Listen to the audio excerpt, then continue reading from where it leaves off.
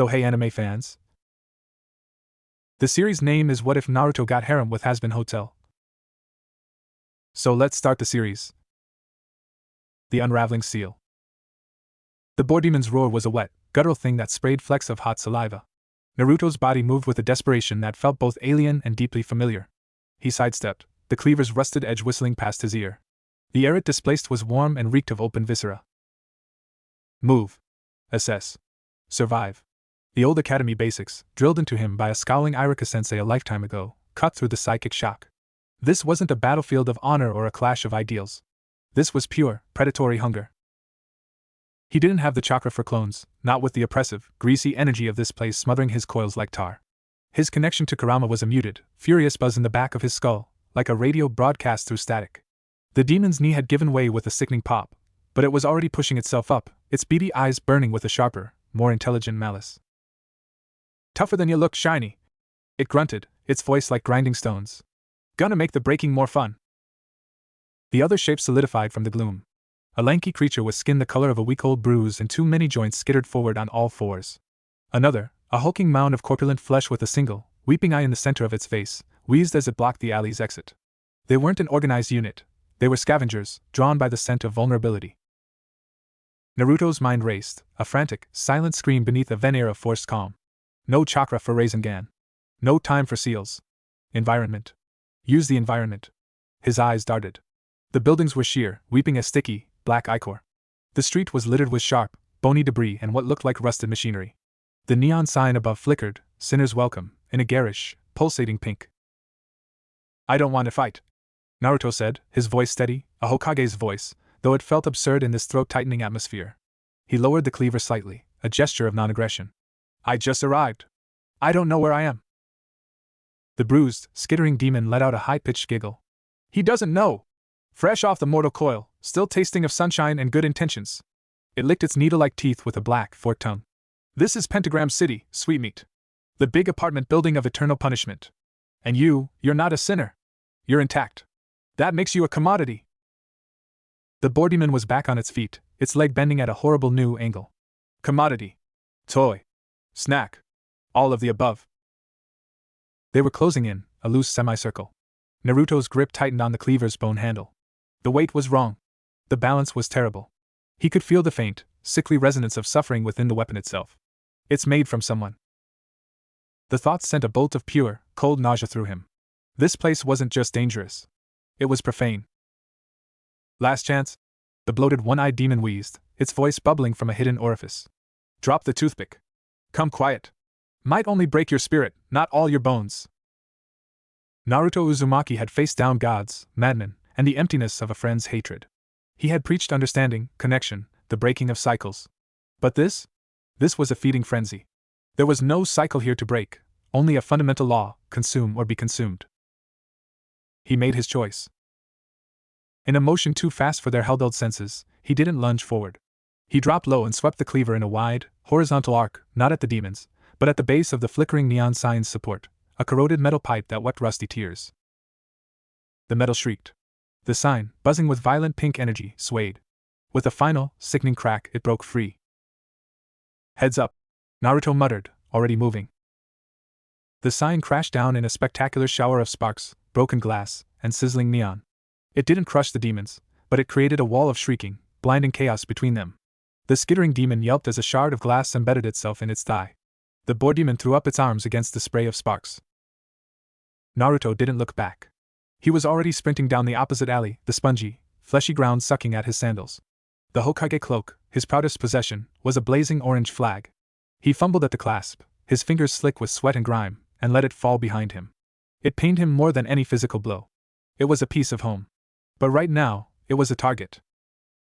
He dove into a narrower passage, the walls here so close he could feel their damp, feverish heat radiating onto his skin.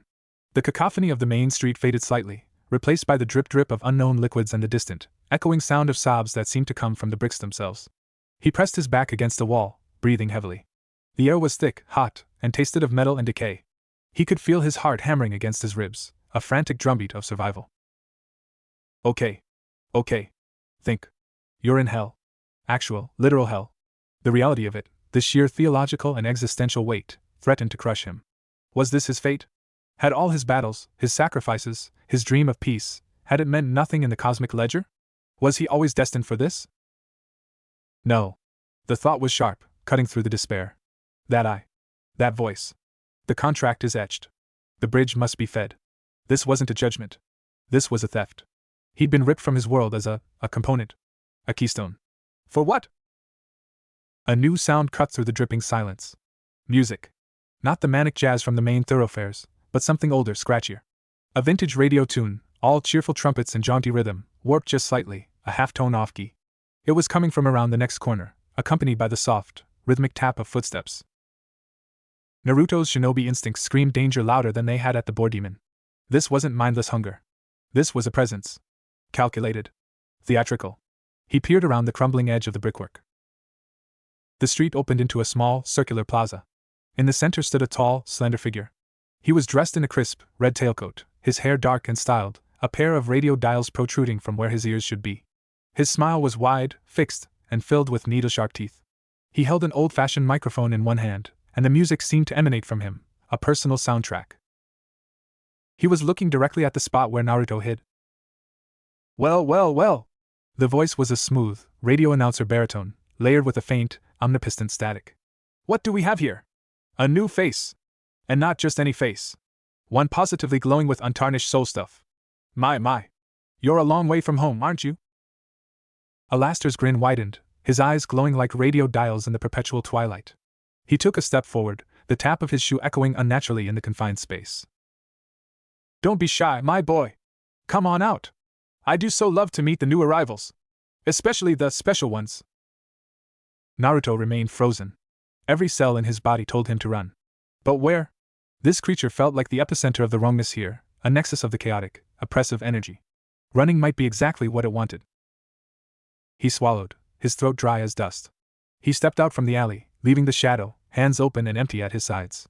He met the demon's glowing gaze. Who are you? Naruto asked, his voice rougher than he intended. Who am I? Alastair laughed, a sound of pure, unadulterated amusement that crackled with feedback. Why, I'm your host. The smiling face on your damned radio. Alastair, the radio demon, at your service. He gave a theatrical, mocking bow. And you, my bright little spark, are the most interesting thing to drop into this pit in a century. I can smell the narrative potential on you. Tragedy. Heroism. Power, all bound up with that delicious, naive light. He leaned in slightly, his static buzz intensifying. Tell me, what's your story?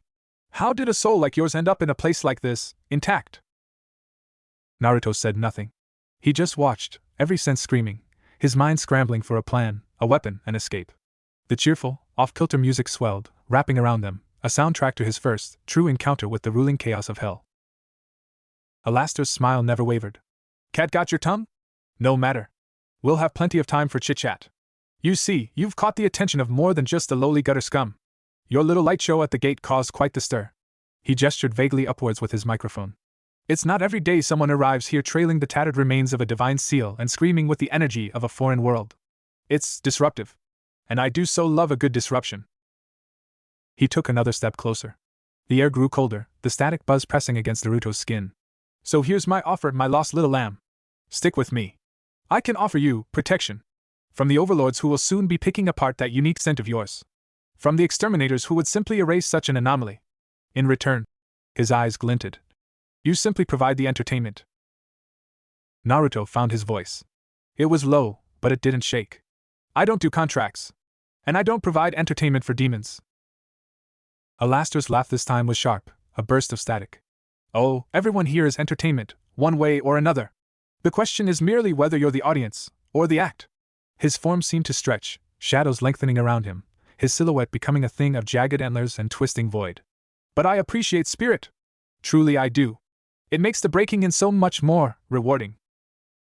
The music shifted, becoming a frenetic, threatening big band swell. Shadows at the edges of the plaza peeled away from the walls, becoming solid, grinning homunculi with glowing eyes. Naruto settled into a basic taijutsu stance, his mind clearing into the cold focus of combat. No chakra. No allies. No home. Just him, a stolen cleaver long gone, and a lifetime of fighting against impossible odds. I've faced worse than you, Naruto said, and for the first time since he'd landed, he almost believed it. Alastair's grin became a thing of monstrous proportions. Doubtful! The shadow creatures surged forward. Naruto moved to meet them, a flash of orange hair in the gloom, the first note of a desperate, hellish symphony. Chapter 2: Static and Shadows. The shadow creatures moved with a silent, jerking gait, like puppets with half-cut strings. Their eyes were pinpricks of red light in formless dark. Naruto met the first one not with a fancy technique, but with a brutally efficient shinobi basic, a low sweep to destabilize, followed by a palm heel strike aimed at where a solar plexus would be. His hand passed through cold, greasy smoke. The shadow dissolved with a sound like a sigh, then reformed 2 feet to the left, its grin wider. Shit. Non-corporeal. Alastair's laugh crackled from everywhere and nowhere. Physical force? How charmingly direct. This is hell, my boy. Here, intent, fear, narrative, these have more substance than mere matter. Another shadow lunged. Naruto ducked, feeling a rush of freezing air where its claws passed. The cold burned, leaving a numbness that seeped into his bones. He rolled, coming up against the weeping brick wall.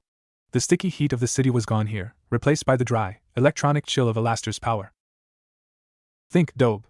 The old, internal voice, Sasuke's, or maybe his own younger self's, snarled in his head. If they're made of his will, you can't punch a thought. But you could disrupt a chakra network. You could break a genjutsu. These things were projections, sustained by the radio demon's focus. Could they be dispersed like an illusion? He had no chakra for a Kai release. But there were other ways to break concentration. Naruto's eyes scanned the plaza. The flickering neon from a distant sign. The rhythmic drip from a broken pipe. Alastair himself, standing perfectly still, conducting the chaos with a faint, smug tilt of his head. The vintage music swirled, a tangible part of the assault. The music. He pushed off the wall, not attacking the shadows, but moving erratically, zigzagging, forcing them to flow and reform. He focused past their chilling touches, past the static crawling on his skin, and listened. The tune was Happy Days Are Here Again. But warped minor key, the trumpets sounding like choke screams. It was being broadcast. It had a source. His eyes locked on the microphone in Alastair's hand. A shadow solidified directly in his path, arms spread wide to engulf him. Naruto didn't slow. At the last second, he dropped into a slide on the disgusting, fleshy ground, passing between the creature's legs. As he slid, his hand shot out and grabbed a piece of debris, a broken, rusty gear from some infernal machinery. He came up spinning and let the gear fly. Not at Alastair. At the wall just behind and to the right of him, where a cracked glass conduit pulsed with the same greenish energy as the street lamps. The gear struck true. The conduit shattered with a pop and a shower of sparks. The nearest neon sign, which read, Eternal Damnation 50% off, flickered violently and died. For a fraction of a second, the music stuttered. The shadow directly in front of Naruto blurred, its edges becoming indistinct. It didn't dissolve, but its form wavered, its grin faltering. Alastair's own smile tightened imperceptibly, his eyes narrowing. The static in the air spiked. Clever! Annoyingly so! Using the city's own shoddy infrastructure against the ambience. But this is my broadcast, child. He raised the microphone to his lips. Let's change the station, shall we? The cheerful big band music cut off abruptly, replaced by a rising wall of pure, discordant noise, feedback screams, distorted emergency broadcasts, the layered sounds of 1,000 violent arguments. The sonic assault hit Naruto like a physical blow. He cried out, clapping his hands over his ears, but the noise was inside his skull, vibrating his teeth, scrambling his thoughts. The shadows solidified with renewed vigor, their touches now leaving searing cold burns that blistered his skin. He was being herded, cornered by sound and shadow. Panic, a cold serpent, coiled in his gut. This wasn't a fight he could win with guts and determination. This was a systematic deconstruction. Then, a new sound pierced the static. Hey! Assface! A projectile, a glittering, high-heeled shoe, sailed through the air and smacked Alastair square in the back of the head. It didn't hurt him, of course. But it made him flinch, breaking his focus for a crucial moment. The static screech cut out. From a rooftop above, a figure leaned over. A spider demon in a tight pink bolero, with 4 arms and a smirk that could curdle milk. Pickin' on the new meat already, Al? That's just sad. At least buy him a drink first. Alastair slowly turned, his head rotating a full 180 degrees with a series of audible clicks. The shadows froze in place. Angel dust, he said, his voice a low, buzzing menace. This is a private performance. Looks pretty public, Tommy. Angel dust hopped down, landing with a fluid grace that spoke of dancer's training. He sauntered forward, completely ignoring the shadow creatures. I was on my way to work when I saw your tacky green spotlight show. Figured I'd see what all the fuss was about. He looked Naruto up and down, taking in the torn jeans, the simple black shirt, the wide, bewildered blue eyes. Huh. You are fresh. And kinda clean cut. Not really my type, but I see the appeal. He winked. Naruto just stared, his mind struggling to process the shift. From lethal, inescapable terror to this. Alastair's form snapped back to its normal orientation. Your interference is noted and tiresome. The overlords will have questions for this one. His energy signature is an unregistered anomaly. So let him ask their questions, Angel said, pulling a cigarette from a hidden compartment and lighting it with a snap of his fingers.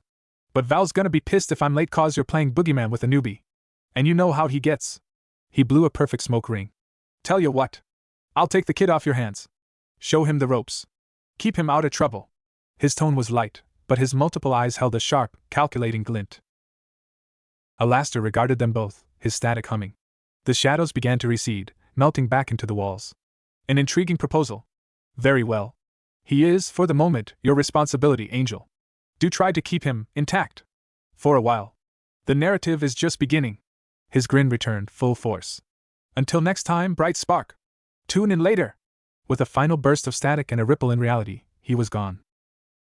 The oppressive chill lifted, replaced once more by the city's muggy, oppressive heat. The silence felt deafening.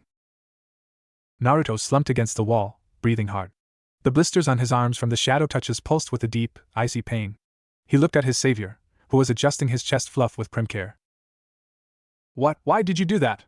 Naruto managed, his voice hoarse. Angel Dust took a long drag. Call it a professional courtesy to fellow eye candy. Also, Alastair's a smug son of a bitch who thinks he owns the airwaves. It's fun to mess with him.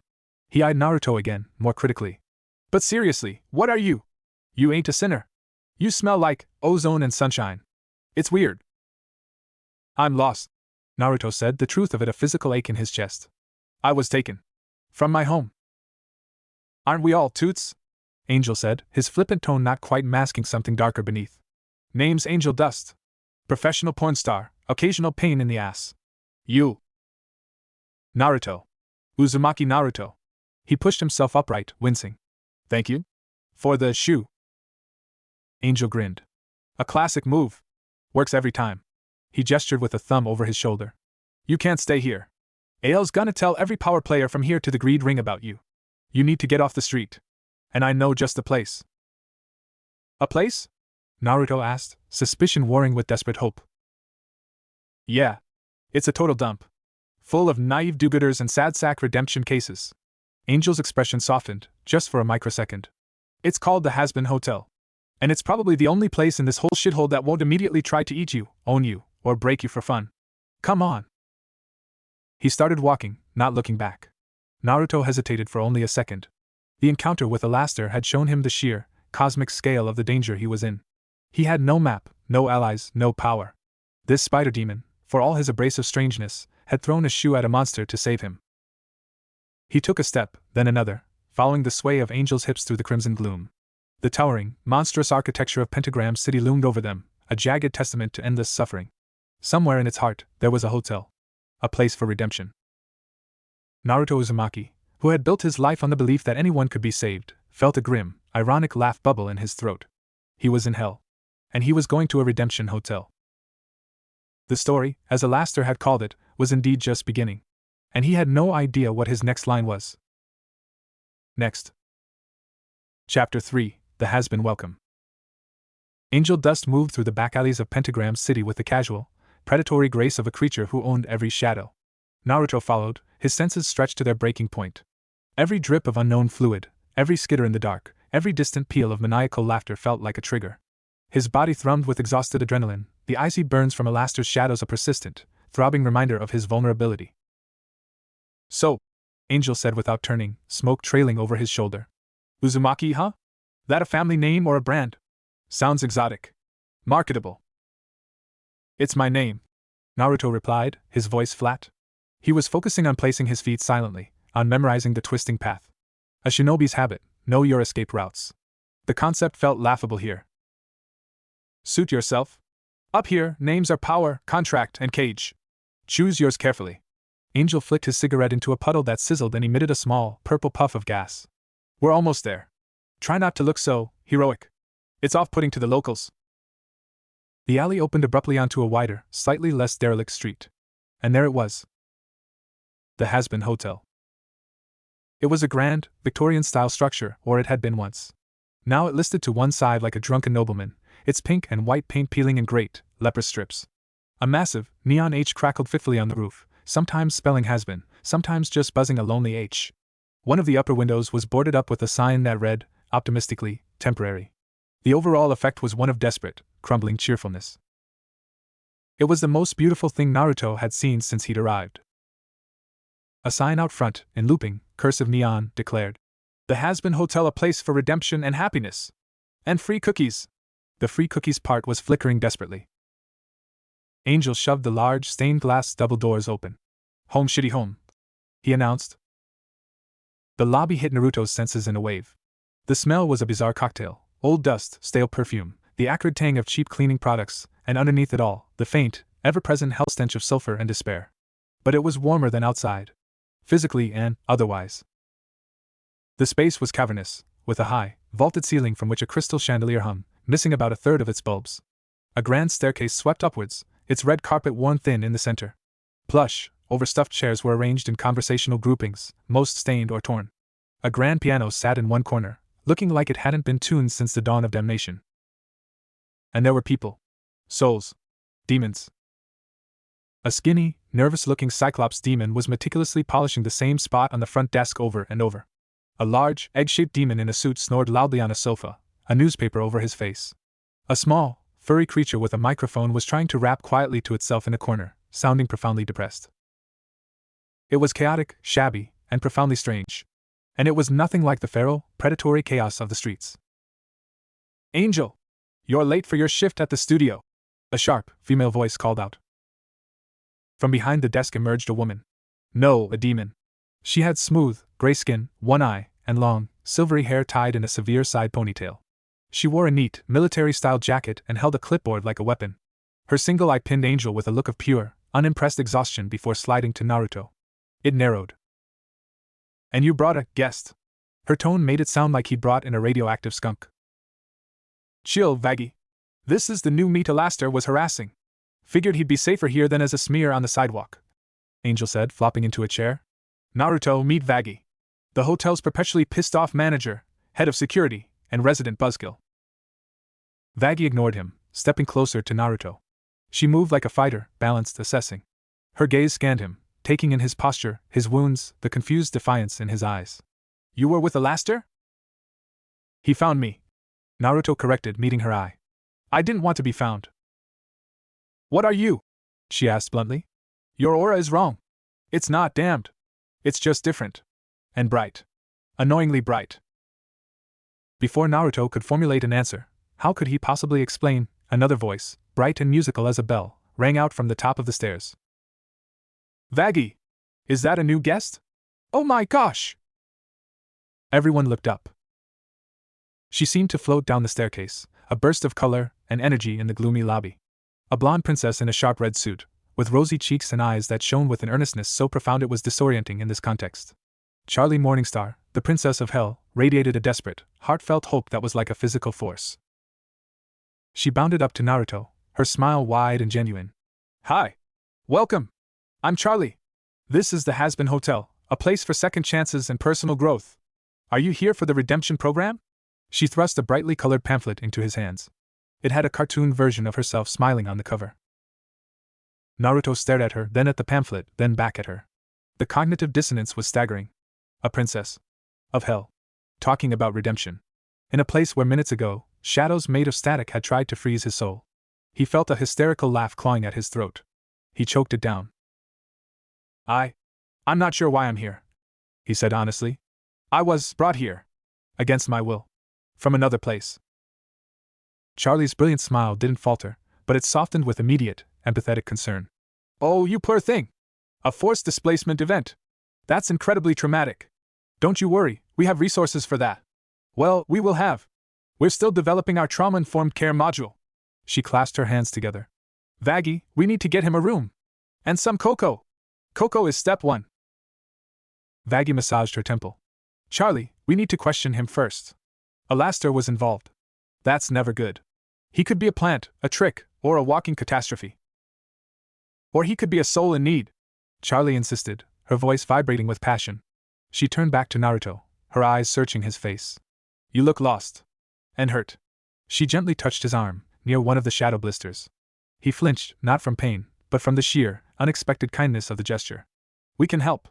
That's what this place is for. To help. Naruto felt something dangerous crack inside him. It wasn't trust, he was far from that. It was the simple, devastating recognition of a familiar spirit. Here, in the pit of damnation, was someone who believed in the fundamental good of others with the same stupid, stubborn, beautiful intensity that he once had. That he still wanted to have, but which felt buried under layers of hellsoot and shock. He looked at her hopeful face, at Vaggie's guarded suspicion, at Angel's bored smirk, at the shabby, struggling lobby of this impossible hotel. It was a fragile raft in an ocean of torment. My name is Naruto Uzumaki, he said, his voice quiet but clear in the vast lobby. I was the leader of my village. A place I built for peace. I was taken by a seal. A bridge, something called it. It said I was a keystone. The words felt inadequate, insane. I don't know what that means. I don't know how to get back. But I mean no harm to you or this place. A profound silence followed. Even the depressed rapper in the corner had stopped. Charlie's eyes had grown wide, shimmering with unshed tears. A leader? For peace? Oh, that's wonderful. She seemed to vibrate with excitement. You see, Vaggie? He's perfect. He understands community. He's a builder. Vaggie's expression was unreadable. A keystone. That sounds like overlord magic. High-level, cosmic stuff. That's trouble we can't afford, Charlie. It's a guest we can't turn away, Charlie fired back. Then she looked at Naruto, her resolve firming. You have a room here for as long as you need it. No contracts. No strings. She shot a significant look at Vaggie, who sighed in deep resignation. Just then, the doors burst open again. A shorter figure in a pristine white suit, with a cane and a dramatic, floppy hat, strode in. He had a sharp, handsome face and an aura of theatrical melancholy. He stopped dead, taking in the scene. Charlie, my dear, I was conducting a critical inventory of my apple collection when I felt a disturbance in the ambient misery. His eyes, gold and slitted, landed on Naruto. He removed his hat, placing it over his heart. Well? Hello? You are new. And you smell of sunshine and unresolved paternal issues. How intriguing. I'm Lucifer. Lucifer Morningstar. Charlie's dad. The King of Hell gave a shallow, elegant bow. His smile was charming, but his eyes were ancient, bored, and infinitely sad. They scanned Naruto with an appraising, detached curiosity that felt more invasive than Alastair's blatant menace. Another project, Charlie? Lucifer asked, his tone light but edged with a familiar, paternal skepticism. He seems a bit intense for your usual clientele. Dad, this is Naruto. He's been displaced. He needs our help, Charlie said, her voice firm. Lucifer circled Naruto slowly, cane tapping a thoughtful rhythm. Displaced? Yes. I can see the stitch marks in your soul's fabric. Very crude needlework. Someone ripped you right out of your reality's quilt. He stopped in front of him, leaning in slightly. A keystone, you said? To hold up a bridge? How poetically ominous. And terribly rude. Kidnapping is so passé. He straightened up, twirling his cane. Well, you're here now. In the family business. He gestured vaguely at the hotel. Redemption. Sisyphus had it easier, but who am I to crush dreams? His gaze hardened, just for an instant, the ancient king peering through the tired father. But know this, Naruto. My daughter's dream is the only thing in this pit that isn't actively malignant. If your narrative endangers it, the consequences will be biblical in scale. And not the fun parts. It wasn't a threat. It was a simple statement of cosmic fact. Naruto felt the weight of all their eyes on him, Charlie's hope, Vaggie's suspicion, Angel's amused detachment, Lucifer's weary, omnipotent scrutiny. He was a foreign body, a splinter in the flesh of hell. And this fragile, crumbling hotel was offering to shelter him.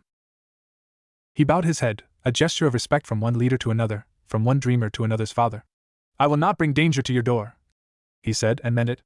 I just need a place to stand. To figure this out. Charlie beamed, clapping her hands. Then it's settled. Husk, she called to the Cyclops at the desk, who jumped. Get our new guest a room key. The one with the window that only mostly leaks. As Husk grumbled and fumbled with keys, Charlie linked her arm with Naruto's, guiding him toward the stairs. You're going to love it here. We have group therapy on Tuesdays, trust exercises on Thursdays, and on Sundays we try to bake. It's usually a fire, but it's the thought that counts. Naruto let himself be led, the surreal nature of it all washing over him. He was in hell, being given a tour of a redemption hotel by the Princess of Damnation herself, while the king watched with sad eyes. A spider demon porn star smoked in the lobby, and the memory of a smiling radio demon hung in the static-charged air. He looked down at the cheerful pamphlet in his hand. Your happy ending starts here. He had never felt more lost, or more strangely, tentatively, at the beginning of something. The fight for survival had, for the moment, morphed into the struggle to understand. And as Charlie chatted excitedly about cookie decorating as a bonding activity, Naruto Uzumaki felt the first, faint, terrifying spark of a new hope, not for escape, but for meaning in the madness. It was, he realized, the most dangerous spark of all. Next. Chapter 4, Lessons in Damnation. The room was exactly as advertised. Number 7, at the end of a hallway that smelled of old cabbage and regret.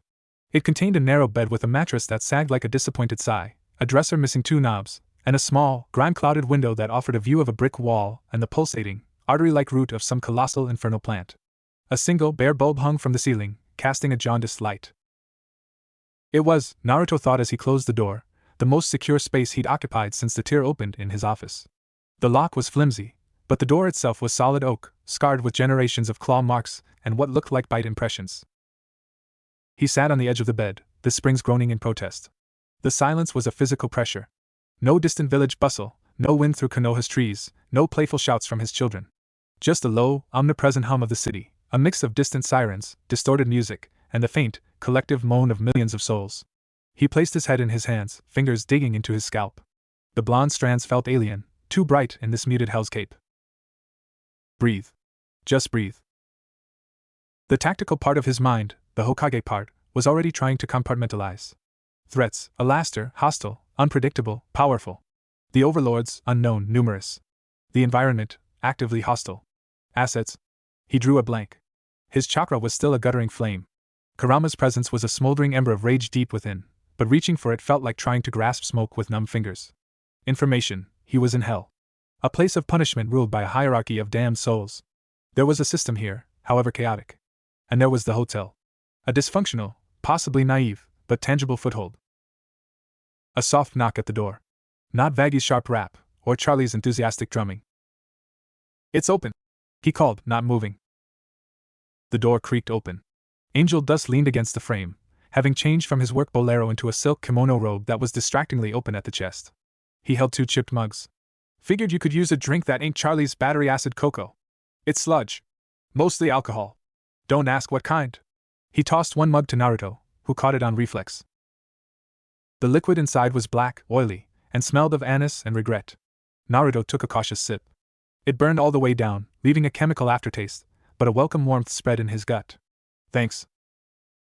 Angel sauntered in, perching on the dresser with feline grace. So, the grand tour. Impressed? It's a place, Naruto said, staring into the sludge. That's one word for it. Angel lit a cigarette, the flame from his fingertip a brief, hot flare in the dim room. Look, Toots. Let me give you the real orientation. Charlie's heart is in the right place, if you ignore the fact it's beating in the chest of Hell's princess. Vaggy's a hard-ass cause if she isn't. Everyone in this dump gets dismembered. Lucifer's, well, he's dad. Depressed, powerful, and checked out. And Alaster. He blew a smoke ring. He's the number one reason you don't wander off. He wants something from you. He doesn't do anything without a reason, and that reason is always a bigger, funnier pile of bodies. Why did you help me? Naruto asked, looking up to meet Angel's multiple eyes. Really? Angel's flippant mask didn't slip, but it tightened at the edges. I told you. Professional courtesy. Bullshit. A long pause. The sounds of hell filtered through the window. Angel studied the end of his cigarette. You looked like you were about to have a principled stand. To make a last stand for what's right. He said it in a mocking, noble tone. Seen it before. It's always followed by screaming. Gets old. He took a drag.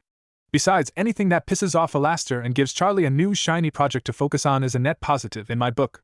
Distractions are currency here. It was as close to honesty as Naruto guessed he'd get. What do I do? You survive, Angel said simply. You learn the rules. Rule 1: power is everything. It's the only law. Overlords have it because they amass souls through deals. Sinners like me have scraps.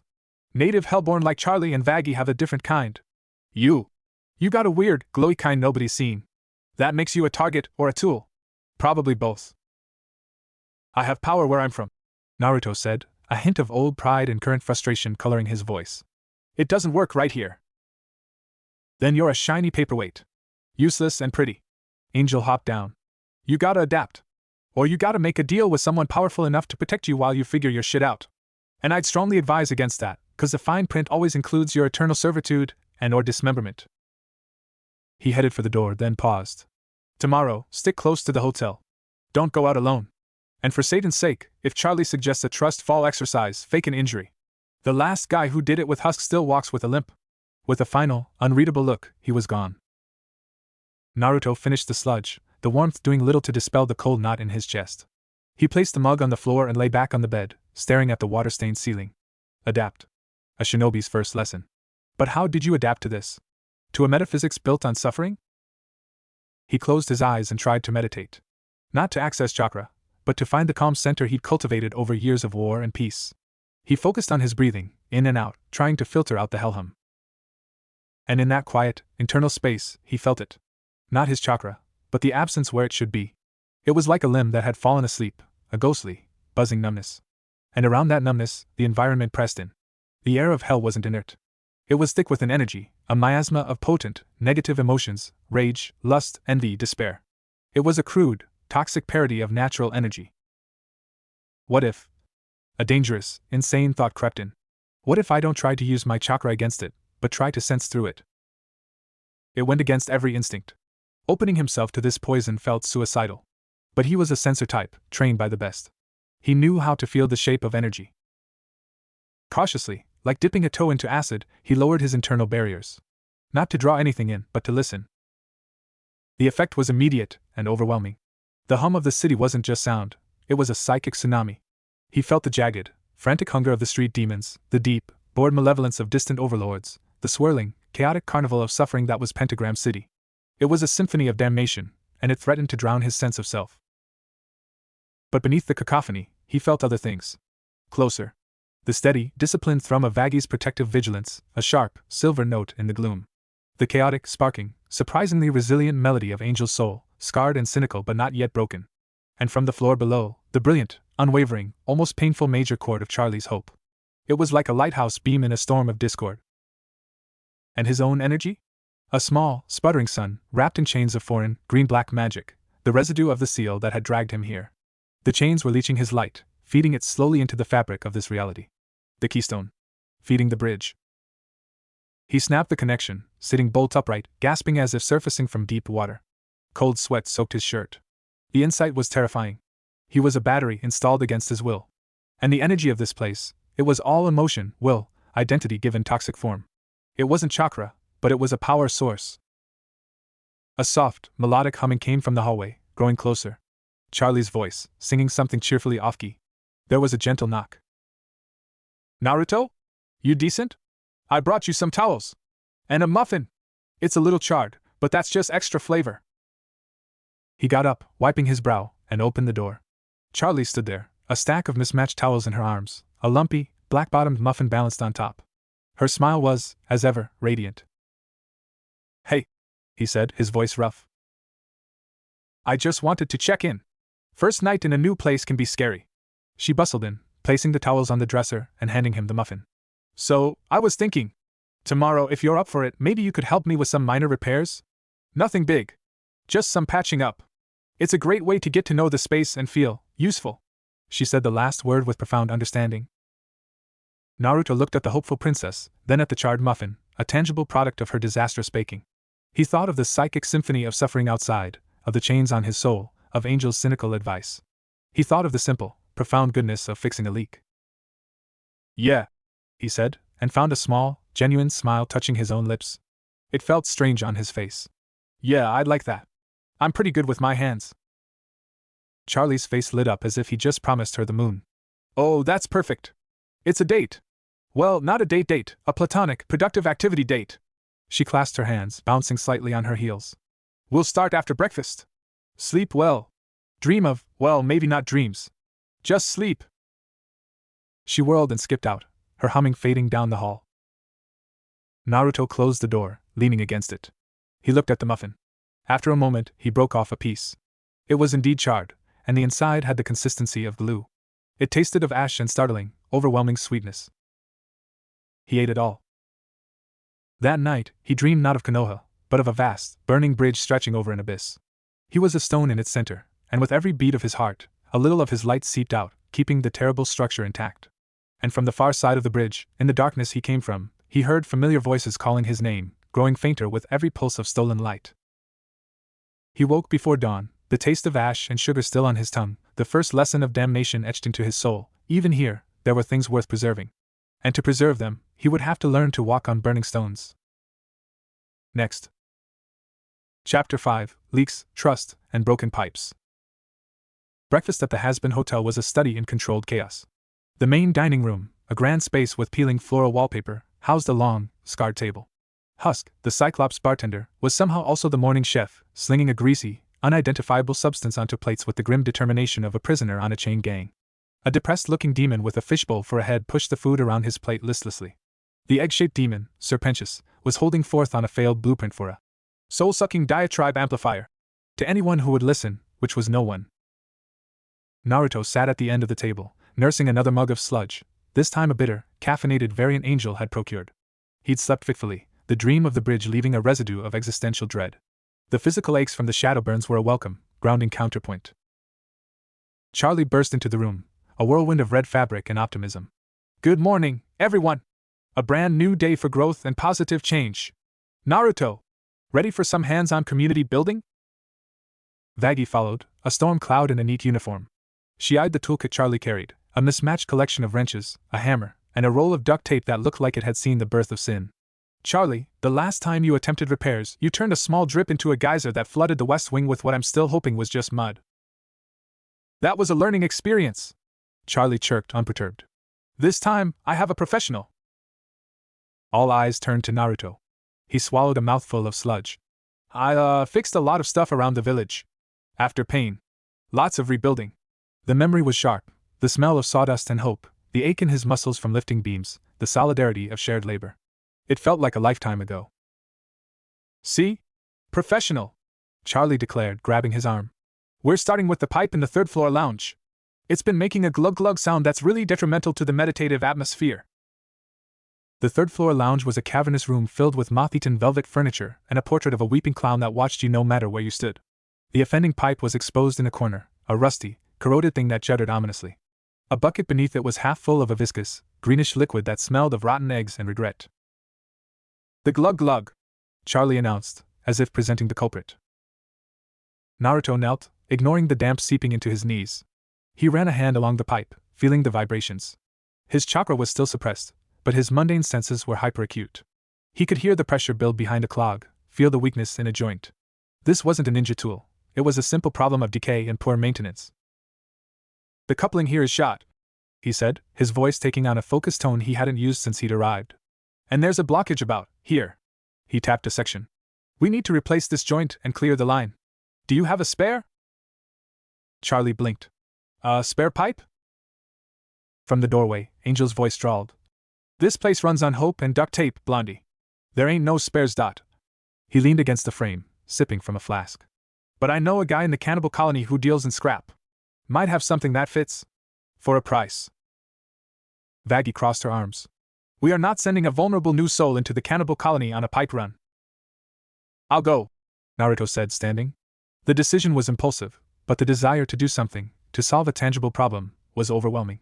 Just tell me where, what to get, and what to pay with. A heavy silence fell. Angel's smirk faded into something more serious. You ain't got soul coin, newbie. And they don't take good intentions. They take flesh, favors, or other currency. I have this, Naruto said, pulling a small, intricate metalwork piece from his pocket, a Konoha forehead protector, the leaf symbol carefully engraved. He'd found it in his pants pocket, a forgotten weight. It was just steel, but it was from his world.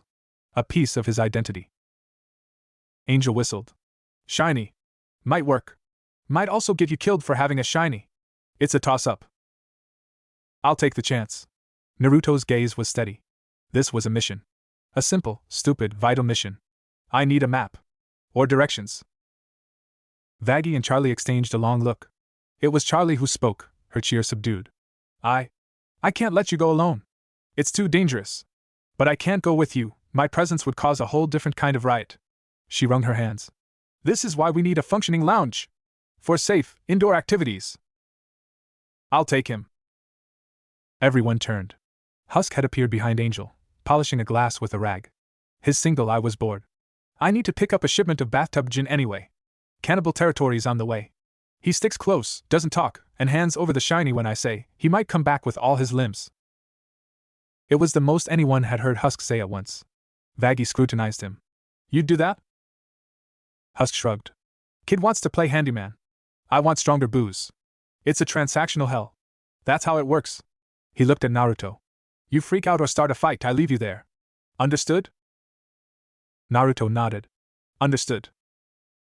The journey through Pentagram City with Husk was a lesson in grim silence and subtle navigation. The cat demon moved with a weary, practiced slouch, avoiding main thoroughfares, cutting through rusted pipeways and over roofs of bone. He didn't speak, but his occasional grunts or slight shifts in direction were clear enough instructions. Naruto observed everything. The way certain alleys were marked with subtle symbols, a claw scratch here, a spatter of glowing paint there, demarcating territories. The way Husk's own aura, a sour mix of resignation and latent, sharp power, made smaller demons scuttle out of their path. He wasn't an overlord, but he was old, and he was left alone. The colony's up ahead, Husk muttered, as they approached a district where the architecture shifted from twisted metal to structures made of colossal, weathered bones and stretched, cured hides. The smell changed too, less sulfur, more copper, and the pungent aroma of exotic spices trying to mask something fundamentally foul. Keep the shiny hidden until we're at Granny's stall. And for the love of all that's unholy, don't make eye contact with anyone offering you a sample. The cannibal colony marketplace was a frenetic, horrifying bazaar. Stalls displayed cuts of meat with disturbingly humanoid shapes, jewelry made from teeth and finger bones, and steaming pots of stew that bubbled with thick, rich aromas that would have been enticing anywhere else. Demons with too many teeth and eager smiles haggled loudly. It was a society, with its own rules and commerce, and the sheer mundane horror of it was more unsettling than any mindless beast. Husk led them to a stall tucked under the ribcage of a leviathan-sized skeleton. Behind it sat an ancient, wizened demon with 6 beady eyes and hands that ended in precise, surgical claws. Granny, Husk grunted. Husker, she croaked, her voice like grinding stones. Here for the usual? Or something fresher? Her many eyes slid to Naruto, lingering on his neck. Pipe. Standard 2-inch galvanized. 6 foot length. And the usual 2 crates. Husk's tone was flat, no nonsense. Granny cackled. Pipe I have. For a soul? A small one? A tasty morsel of anguish? Husk nudged Naruto. He produced the forehead protector, holding it out. It gleamed dully in the hell light. Granny's eyes narrowed. She snatched it, bringing it close to her face. She sniffed it, then tapped a claw against it. A faint, almost inaudible ping resonated, the last echo of chakra-forged steel from another world. Her eyes widened. Ooh. Foreign. Not damned. Interesting. This has weight. Not soul weight, but narrative weight. She looked at Naruto with new, predatory curiosity. Where does a little shiny like you get a thing like this? A trade, Naruto said, repeating Husk's earlier lesson. For the pipe. Granny studied him for a long, tense moment, then cackled again. A trade! Yes. She tossed the protector into a pile of similar oddities. A music box that played sobbing, a monocle that showed the viewer's worst memory. She gestured to a pile of rusty metal. Take your pick. And Husker, your crates are in the back. As Husk went to collect his booze, Naruto quickly selected the least corrupted pipe. He was turning to leave when a large, hulking demon with a cleaver embedded in its shoulder bumped into him. Watch it, Stringbean. The demon grunted, its breath reeking of spoiled meat. It looked him over, its gaze lingering. Hey. You're new. You got a bright feel. You looking for a patron? I know an overlord who pays top soul for exotic pets. Every instinct told Naruto to de-escalate. But the word pet sparked a cold fury. He met the demon's gaze. Not interested. The demon's smile turned nasty. Wasn't asking. A meaty hand shot out to grab his wrist. Naruto's training took over. He didn't pull away. He stepped into the grab, using the demon's own momentum to twist its arm and drive a sharp elbow into the pressure point below its shoulder, right where the cleaver handle met flesh. The demon howled, more in surprise than pain, staggering back and wrenching the cleaver loose from its own body in the process. The sound drew attention. A ring of hungry, curious faces began to close in. "Kid!" Husk's voice was a low growl from behind him. He had returned, a crate under each arm. "We're leaving. Now." But the path was blocked. The demon with the cleaver, now holding its own weapon, snarled. "He's mine! A fighter! Gonna be worth a fortune!" Husk sighed, a sound of profound irritation. He set the crates down. Fine. In a blur of motion too fast for Naruto to follow, Husk was simply there, between him and the demon. He didn't throw a punch. He just looked at the larger demon, and his form seemed to shift. For a second, he wasn't a tired bartender, but something vast, winged, and steeped in the scent of old casinos and lost bets. His single eye glowed with a dangerous, amber light. "He's with me," Husk said, and his voice held the echo of dice rolling on a marble floor, the finality of a turned card. "You have a problem with that, you have a problem with the house. And the house always wins." The cannibal demon paled, its bravado evaporating. It stumbled back, muttering apologies. The crowd parted instantly.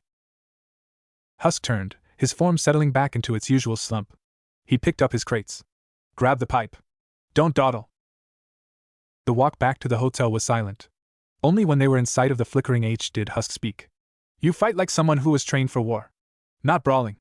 War. That's a different kind of attention you don't want." "I didn't start it," Naruto said, hefting the pipe. "Doesn't matter. Here, existing is provocation. You got a light inside you. It's like a beacon. Some will want to snuff it out. Others," he glanced at Naruto, "will want to own it. You used a pressure point. That's knowledge. Knowledge is power. You just showed a piece of your hand to the whole table." They entered the hotel lobby. Charlie was pacing anxiously. She rushed over. "You're back! And you have a pipe!" Her joy was undimmed by the tension on their faces. "See? A successful outing. Teamwork." Later, as Naruto sweated and cursed, fitting the new pipe section with borrowed tools while Charlie held a flashlight with unwavering enthusiasm, he thought about Husk's words. He'd come for a simple fix. He'd revealed a piece of himself. He'd drawn a line. In hell, every action was a transaction, every skill a commodity, and every spark of defiance a potential beacon. With a final turn of the wrench, the glug-glug sound ceased. A steady, quiet drip remained caught neatly in the bucket. "You did it!" Charlie cheered, throwing her arms around him in a quick, impulsive hug. The scent of her perfume, something like burnt sugar and roses, momentarily overwhelmed the stench of the green fluid. "The lounge is saved!" Naruto looked at the fixed pipe, then at his grease-stained hands. It was a small victory. A patch leak in a sinking ship. But the ship was still afloat. And for now, that was enough. He had completed his first hellish mission. He had learned the currency of violence and fear. And he had, perhaps foolishly, begun to care about the structural integrity of a hopeless dream. As Charlie excitedly planned a pipe-fixing celebration, Naruto caught Husk's eye across the lobby. The cat demon gave a slow, almost imperceptible nod. It wasn't approval. It was acknowledgement. The game was indeed underway, and Naruto had just placed his first, unwitting bet. Next. Chapter 6, The Angelic Stain. The celebration for the fixed pipe was, in true Hazbin fashion, a bizarre and sparsely attended affair. Charlie had baked another batch of victory muffins, which even Sir Pentious, in his sycophantic devotion, struggled to choke down. Angel Dust provided music from a salvaged gramophone, spinning scratchy records of 40s swing that sounded like ghosts trying to remember how to have fun. Naruto sat in a corner, nursing a glass of Husk's bathtub gin, which tasted like turpentine and regret but burned away the lingering taste of the cannibal market. He was watching the odd, fragile dynamic of the hotel. Vaggie, ever vigilant, patrolled the edges of the party, her spear never far. Husk nursed his own drink behind the makeshift bar, an island of quiet misery. Angel performed a lazy, graceful dance by himself, his movements fluid but his eyes distant. Charlie flitted between them all, a desperate sun trying to warm cold planets. It was then that the air changed. It wasn't a smell or a sound first, but a pressure. The ambient hum of hell's suffering didn't quiet, it recoiled. A psychic flinch. The hairs on the back of Naruto's neck stood up. Kurama, a dormant volcano within him, gave a single, seismic growl of pure, undiluted hate. Vaggie froze, her eye wide. "Charlie!" Charlie's smile vanished, replaced by a look of profound, weary dread. "No. It's too early. The extermination isn't for another." From outside, a sound cut through the music, a chorus of celestial tones, beautiful and horrifyingly out of place, like church bells ringing for a massacre. It was followed by the first scream. Not the usual scream of torment or rage, but a short, sharp shriek of ultimate, final terror, abruptly silenced. Everyone! To the basement! Now! Vaggie barked, her military command voice slicing through the panic. Chaos erupted. Sir Pentious squealed and dove behind the piano. The fishbowl-headed demon simply tipped over and played dead. Angel's flippant smirk was gone, replaced by a hollow-eyed fear Naruto hadn't seen in him before. Fuck! Fuck, not again! Charlie was already moving, herding the terrified residents towards the service door. This way! Quickly! It's going to be okay! Our safe room is reinforced! Naruto didn't move. He was rooted, staring at the high, stained glass windows of the lobby. Through the red and purple panes, he saw flashes of blinding white light outside, moving fast. Shadows, demon shapes, were cut down mid-flight, dissolving into bursts of black dust and fading screams. The angelic chorus grew louder, mixed with the sound of rending metal and shattering stone. Naruto! Come on! Charlie shouted, her voice cracking. What is that? He asked, his own voice strangely calm. Exterminators! Vaggie yelled, grabbing his arm and pulling. Heaven's fucking janitors! They clean house once a year! They kill anything that moves! Now move! He let himself be pulled, his mind reeling. Heaven? This was sanctioned? A genocide? The sheer bureaucratic horror of it dwarfed even the personalized cruelty of hell. They stumbled down a narrow, rough-hewn stairway into a clammy, brick-lined cellar. Vaggie slammed a heavy iron door shut, throwing multiple bolts. The sounds were muffled but not silenced, the beautiful horrible music, the crashes, the final, pitiful cries. In the dim emergency light, the hotel's residents huddled. Angel leaned against the wall, lighting a cigarette with a trembling hand. Husk had brought a bottle. Charlie was trying to comfort a sobbing Demonette. Vaggie stood by the door, spear ready, her face a mask of grim fury. Naruto slid down the wall opposite Angel, his legs giving out. The adrenaline was crashing, leaving a cold void. They just kill you all? Once a year? Like clockwork. Angel muttered, the cigarette bobbing. A heavenly decree. Keep the population down. No trial. No defense. Just poof. He snapped his fingers. Spears of holy light. Real messy if they hit you just right. But you're already dead, Naruto said, the logic collapsing. Oh, honey. Angel's laugh was a dry, broken thing. Down here, death's just a career change. Extermination? That's erasure. No reform, no recycling. Just gone. Final curtain. A particularly loud crash shook dust from the ceiling. Something heavy slammed into the hotel above them. They all flinched. A high, giggling voice, crystalline and insane, echoed faintly through the stone. Little demons, hiding in your hole. Come out and play. Make your souls whole. Charlie flinched, wrapping her arms around herself. Vaggie's knuckles were white on her spear. Naruto looked at their faces, the fear, the resignation, the fury. This wasn't a natural disaster. It was a policy. A scheduled culling. The morality of it was so upside down it made his stomach turn. In his world, the great villains had sought power, control, revenge. This was administrative evil. Bored, holy evil.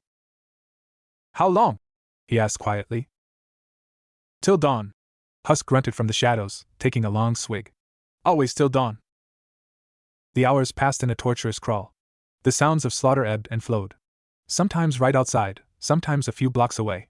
The angelic giggles and hymns were a constant, maddening counterpoint to the silence in the cellar. Naruto watched Charlie. She didn't cry. She just sat, holding a shaking sinner's hand, her expression one of profound, grieving defeat. This was the reality her dream was built against. Not just sin, but systematic annihilation. A new sound joined the symphony, a rhythmic, metallic thumping against the hotel's main doors upstairs. Bam. Bam. Bam. They're at the door, Vaggie whispered, raising her spear. The thumping grew more frantic. Then, a sound of splintering wood and shattering glass. Heavy footsteps echoed in the lobby above. They were inside. Everyone held their breath. Naruto found himself rising silently to his feet, falling into a combat stance without thought. He had no chakra, no Rasengan, only his body and a desperate, boiling rage. He wouldn't cower while angels broke down the door to murder these people. These flawed, terrible, trying people. The footsteps crossed the lobby. They stopped at the top of the cellar stairs. Silence. Then, a single, pure note hummed through the iron door. The metal began to glow around the edges, a searing, beautiful white. The bolts started to smoke. Get back! Vaggie screamed, shoving Charlie behind her. The door exploded inward in a shower of molten metal and holy light. Framed in the blazing doorway were two figures. They were tall, clad in sleek, white armor that seemed made of solidified light. Featureless helmets reflected the cellar's gloom. One held a long, elegant spear that crackled with righteous energy. The other twirled a shorter, curved blade. Behind them, floating in the ruined lobby, were more, their forms blurred by radiant auras. The music emanated from them, a personal soundtrack of purity and murder. The lead exterminator tilted its helmet, looking at the huddled group. Its voice, when it spoke, was genderless, melodic, and utterly devoid of empathy. Sinners. Hiding. Predictable. Vaggie lunged, her spear a silver streak. Get out! The exterminator didn't even move its body. Its own spear flickered up, parrying her thrust with a shower of sparks. The force of the impact sent Vaggie stumbling back, her weapon screeching as if in pain where the holy metal had touched it. Native Hellborn. The exterminator noted, its tone dismissive. Collateral. Stand aside. The other exterminator raised its blade, aiming at the cowering group. Cleanse and purge. Time seemed to slow for Naruto. He saw the blade begin its descent. He saw Charlie throw herself in front of a resident. He saw Angel close his eyes. He saw the bored, administrative certainty in the angel's posture. No. A sound tore from his throat, not a word, but a raw, guttural denial. It wasn't a conscious decision. It was a reflex, deeper than any ninja training. He moved, not with Shunshin speed, but with every ounce of desperate strength in his legs. He crossed the space between himself and the descending blade in 3 strides. He had no weapon. So he used what he had. As the holy blade fell towards Charlie's back, Naruto's hand shot out and grabbed the blade. Not the hilt. The searing, white-hot edge. Agony, unlike any he had ever known, erupted. It wasn't just physical. It was spiritual acid burning through his flesh, his nerves, his very soul stuff. The holy energy repulsed his unnatural presence violently. The smell of his own cooking flesh filled the cellar, mixing with the scent of ozone. He screamed, but didn't let go. The exterminator halted, its helmet tilting in genuine, confused surprise. A sinner was touching the holy instrument. And not dissolving. Through the blinding white pain, Naruto glared into the featureless helmet. His blood, a shocking, vibrant red against the sterile white light, dripped onto the floor. You! He gasped, his voice raw. Don't get to decide who's worth saving. He twisted his body, using his grip on the blade as a horrific pivot, and drove his other fist, reinforced by sheer, suicidal will, into the center of the exterminator's chest plate. There was no chakra behind it. No Rasengan. Just the weight of a Hokage's defiance, the strength of a man who had carried a village on his back. The armor didn't break. But the angel staggered. A single, shocked step back. A tiny, impossible crack in its divine certainty. For a fraction of a second, the beautiful music stuttered. It was all the opening Vaggie needed. With a cry of rage, she slammed her spear into the exterminator's side, not piercing the armor, but knocking it off balance. The lead exterminator recovered, raising its spear. Anomaly. It declared, its melodic voice now cold. Priority target. But a new sound filled the air, a screeching wave of static, a blare of triumphant, brassy big band music that clashed horribly with the angelic hymns. Shadows erupted from the corners of the cellar, not as creatures, but as grasping, black tendrils that wrapped around the exterminator's limbs. Tut-tut! Alastair's voice boomed from the doorway, though he was not there. His silhouette, projected by writhing shadows and radio waves, flickered against the wall.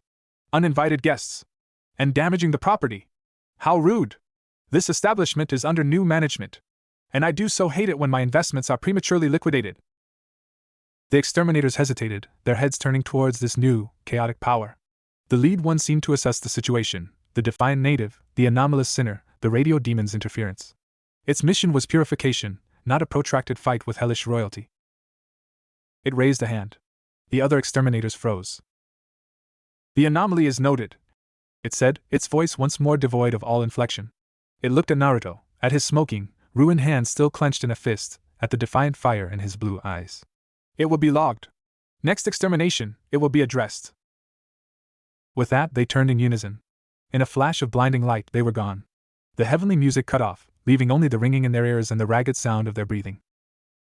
The cellar was plunged into stunned silence, lit only by the emergency bulbs and the fading embers of the destroyed door. The smell of blood, ozone, and burnt flesh was overpowering. Naruto's legs gave way. He collapsed to his knees, cradling his right hand against his chest. The pain was a universe of white-hot fire. His palm was a ruin, the flesh seared black and red, the holy energy still sizzling like acid in the wound. Charlie was at his side in an instant. "Oh my, Naruto! Your hand!" Vaggie stood guard at the blasted doorway, spear trembling, staring at the spot where the angels had vanished. Angel Dust slowly slid down the wall to sit, his forearms wrapped around himself. Husk just stared at Naruto, his bottle forgotten, a look of sheer, incredulous shock on his face. From the shadows, a laughter static-filled chuckle echoed. "Well, that was a ratings bonanza. A sinner grabs the holy blade. The drama. The symbolism. The sheer, unadulterated gall. I haven't been this entertained since the stock market crash." His voice faded, leaving a final, whispered thought in the air, aimed solely at Naruto. "You, my bright spark, have just made yourself the most interesting name on Heaven's list.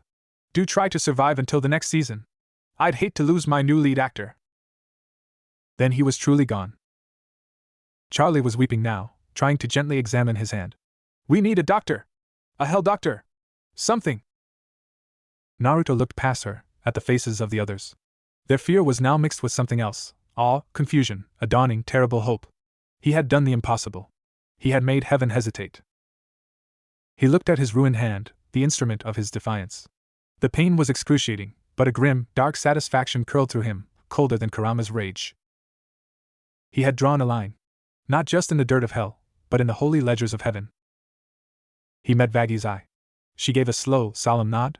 "Respect." Angel let out a shaky laugh. "Fuck me sideways. You really are a different kind of stupid, Blondie."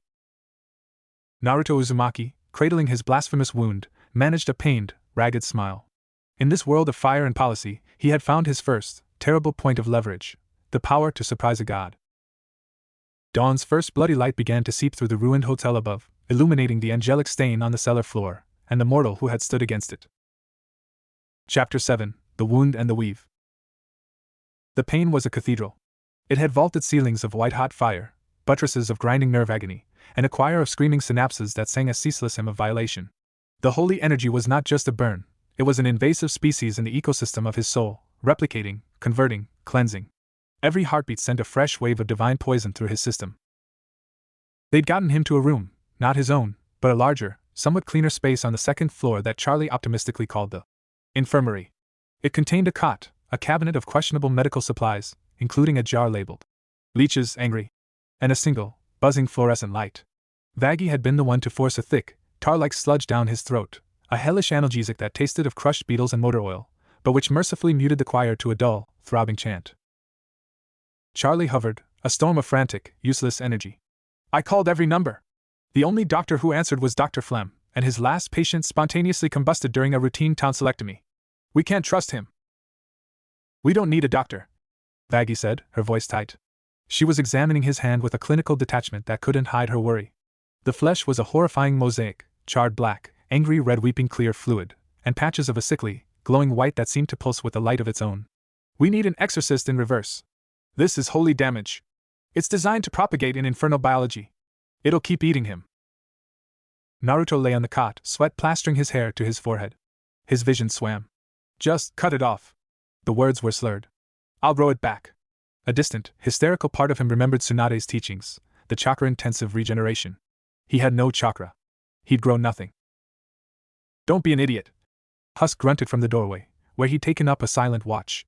"Amputate a holy wound, you just give it a bigger opening. It'll crawl up your arm faster." Angel leaned against the wall, arms crossed, earlier bravado gone. He looked pale under his fur. "I've seen this before. Not from grabbing a blade, but from a glancing hit. Demon dissolved from the inside out in about 6 hours, screaming hymns the whole time." A cold deeper than the pain settled in Naruto's gut. 6 hours. The door creaked open, and Lucifer slipped in. He'd foregone his usual dramatic entrance, moving with a quiet, focused energy. He carried no medical bag, only his apple-tipped cane. His face was unreadable as he approached the cot. "Charlie, my dear Vaggie, a moment alone with our doomed guest?" His voice was soft, but it held the weight of command. "Dad, you have to. I have to assess the damage. In private." Lucifer's gold eyes met his daughter's, and something in them silenced her. Reluctantly, Charlie let Vaggie guide her out. Husk and Angel followed, the latter giving Naruto a last, uncharacteristically solemn look. The door clicked shut. The buzzing of the light was the only sound. Lucifer pulled a stool over and sat, resting his chin on his cane. He looked at the wound, his nose wrinkling slightly. Messy. Impressive, but messy. You understand what you did, don't you? You didn't just block a blade. You introduced a foreign contaminant, into a closed, divine system. Your soul stuff, whatever that bright energy is, it's now in a feedback loop with the exterminator's blessing. It's a metaphysical short circuit happening in your hand. Can you fix it? Naruto rasped. Fix it? Lucifer chuckled humorlessly. I'm the king of hell. I don't fix holy wounds. I am their antithesis. Pouring my power into that would be like tossing a lit match into a powder keg of sanctimony. It would likely cause you to explode in a rather spectacular, if vaguely poetic fashion. Naruto closed his eyes. So that's it? I didn't say that.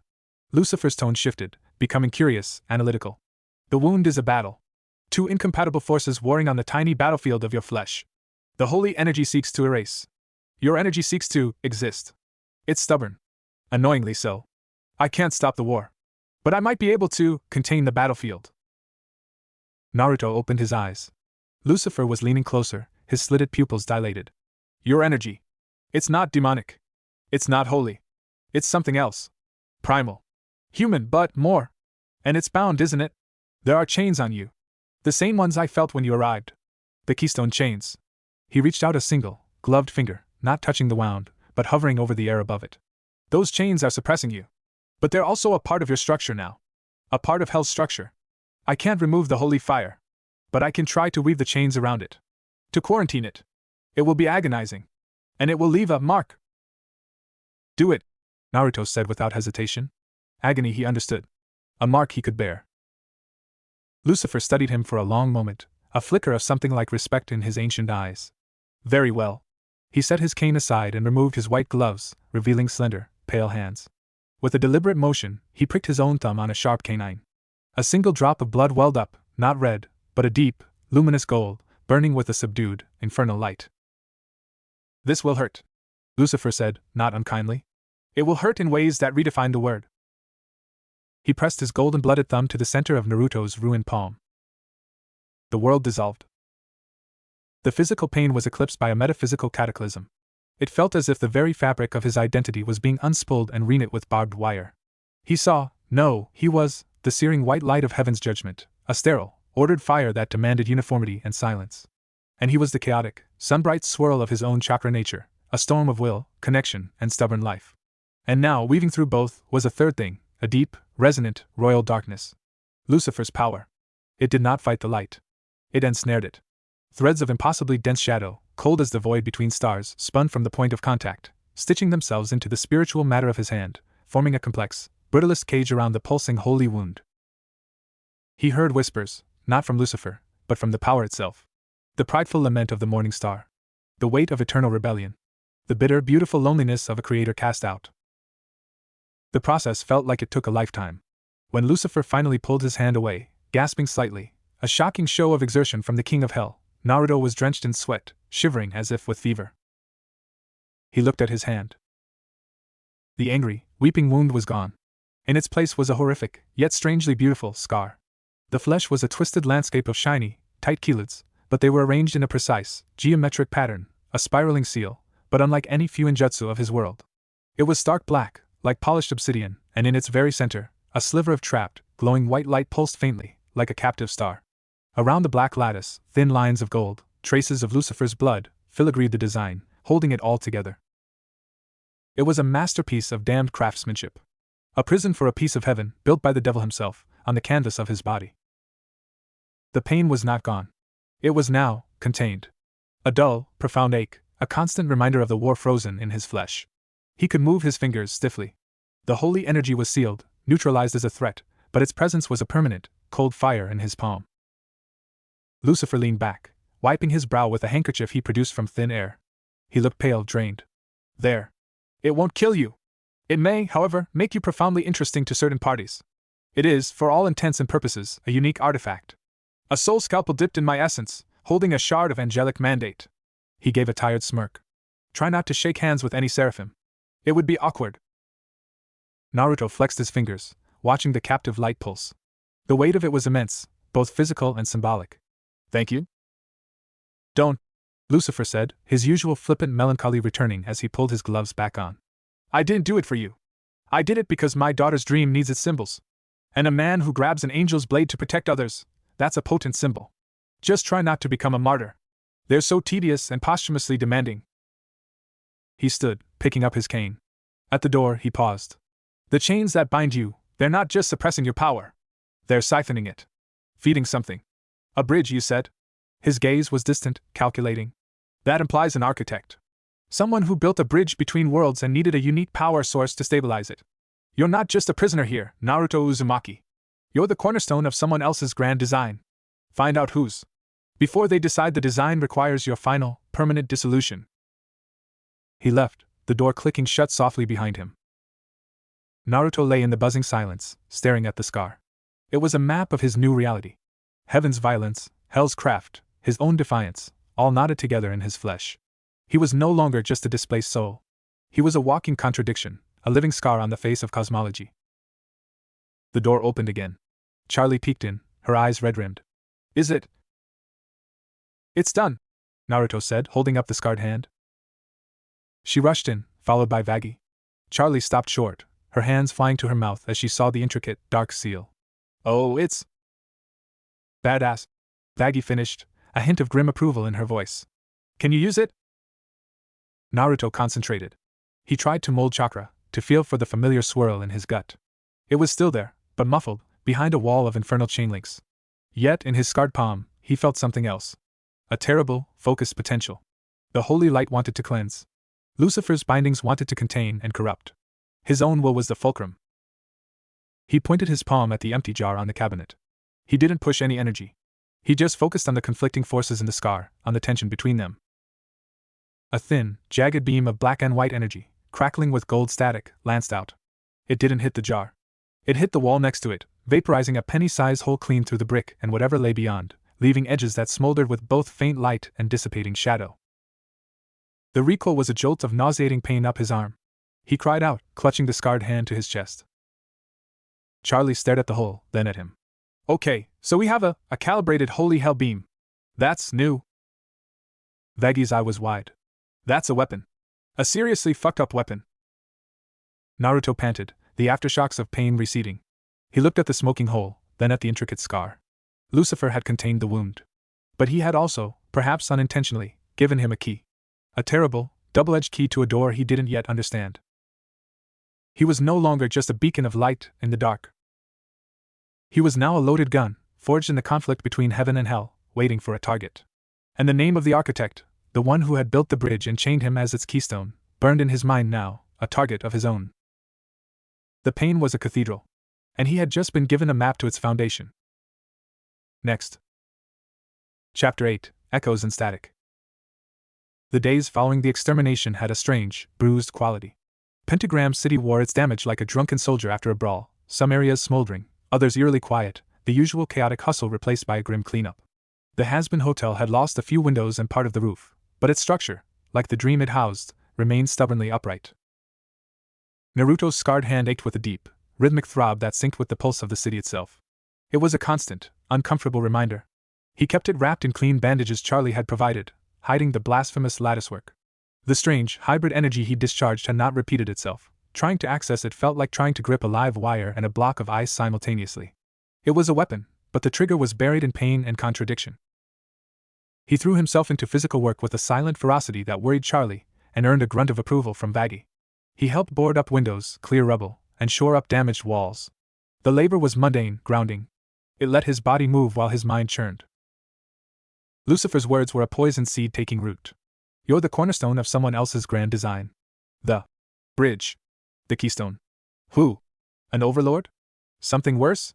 Every demon he met so far operated on a scale of personal power or petty tyranny. This felt cosmic. The eye in the tear, the voice of layered whispers, it spoke of an ancient, patient hunger. His investigation began in the only place he could, the hotel's own fractured knowledge base. He found Husk one afternoon, the cat demon methodically polishing a set of crystal glasses that would never see fine wine. Husk. You've been here a long time. Long enough to know when a question's leading somewhere annoying. Husk grumbled, not looking up. Overlords. Who deals in big magic? Reality tears? Cross-dimensional stuff? Husk's polishing slowed. His single eye flicked to Naruto's bandaged hand, then back to the glass. That's not Overlord territory. That's older. Ars Goetia shit. Royal demon family business. Or… He paused, setting the glass down with a definitive clink. The kind of thing that gets an Overlord promoted to that level, if they pull it off. Ambitious, world-building magic.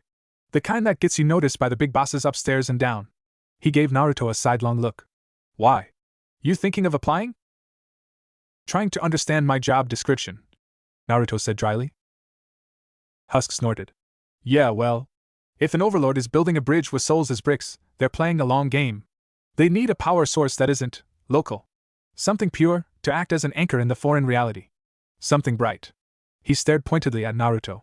Something that would scream on every psychic frequency from here to the Silver City the moment it got plugged in. A cold knot tightened in Naruto's stomach. He was the battery. The exotic power source. How do I find out who's reading the meter? You don't, Husk said flatly. They find you. And if they went through the trouble of snatching you from another world, they're not gonna leave a return address. You're a component. Components don't get schematics. He picked up another glass. Best bet? Keep your head down. The glow's dimmed a little since you got here, but it's still there. Someone's gonna come checking on their investment eventually. It was the same dead end. He was a resource in a vault, waiting for the owner to collect. Frustration gnawed at him.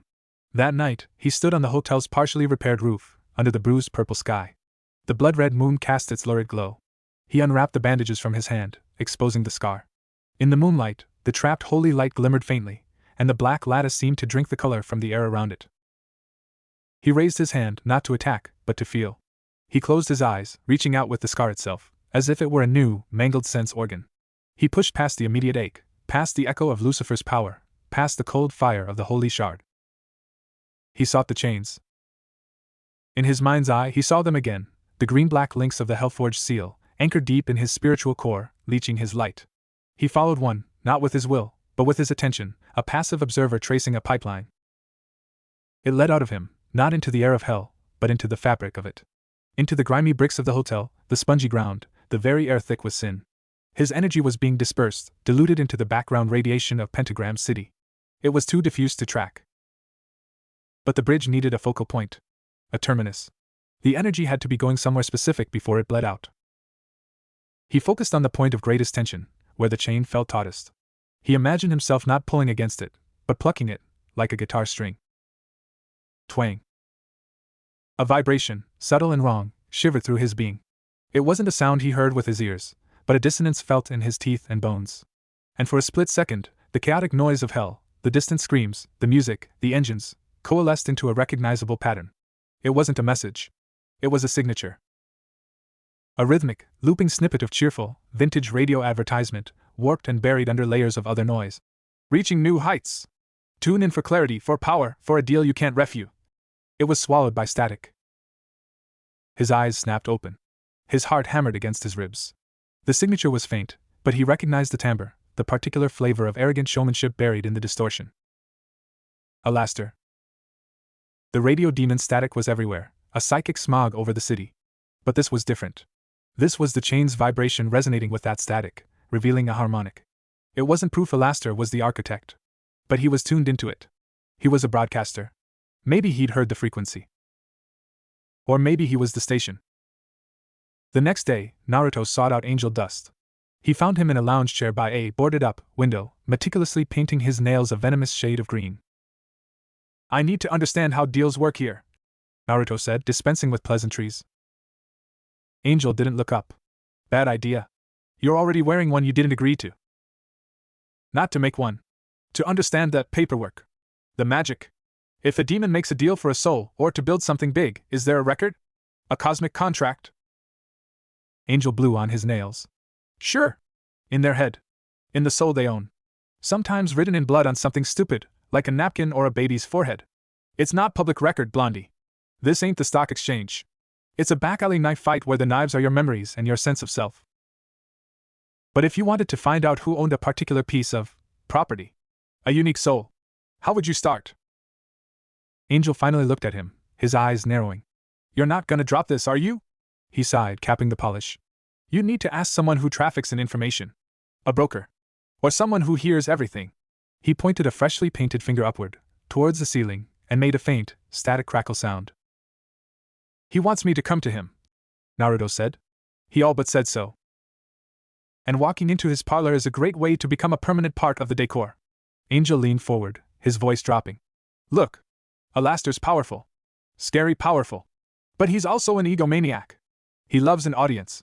He loves a story. You want to get info from him without getting owned?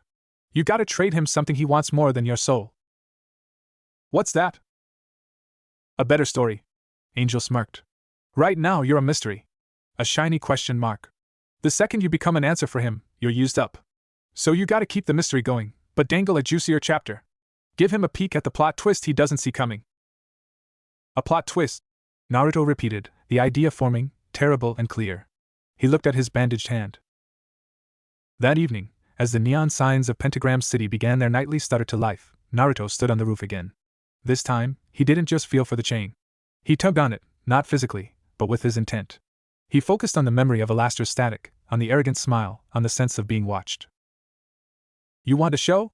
He thought, pouring his frustration, his defiance, his burning need to know into the psychic pluck. Watch this. He raised his scarred hand towards the blood-red moon. He didn't try to fire the chaotic beam. Instead, he focused on the conflict within the scar. He focused on the holy light's desire to purge, and he fed it a target, not a physical one, but the concept of the chains themselves. The invasive, infernal bindings that leached his light. He imagined the holy light flaring against the black lattice of Lucifer's seal. He imagined the recoil, the feedback. In reality, nothing visible shot from his hand. But a wave of dissonant energy, a silent scream of conflicting powers, rippled out from him. It was a psychic shockwave, a wrong note played on the instrument of his damned soul. The air around him crackled. The few intact windows in the hotel rattled. In the distance, a car alarm hooped erratically before dying. And then, the static came. It poured from a nearby rusted vent, coalescing into a shimmering, green-tinted cloud. Alastor's face, assembled from radio dials and shifting shadows, formed within it. His grin was wide, intrigued.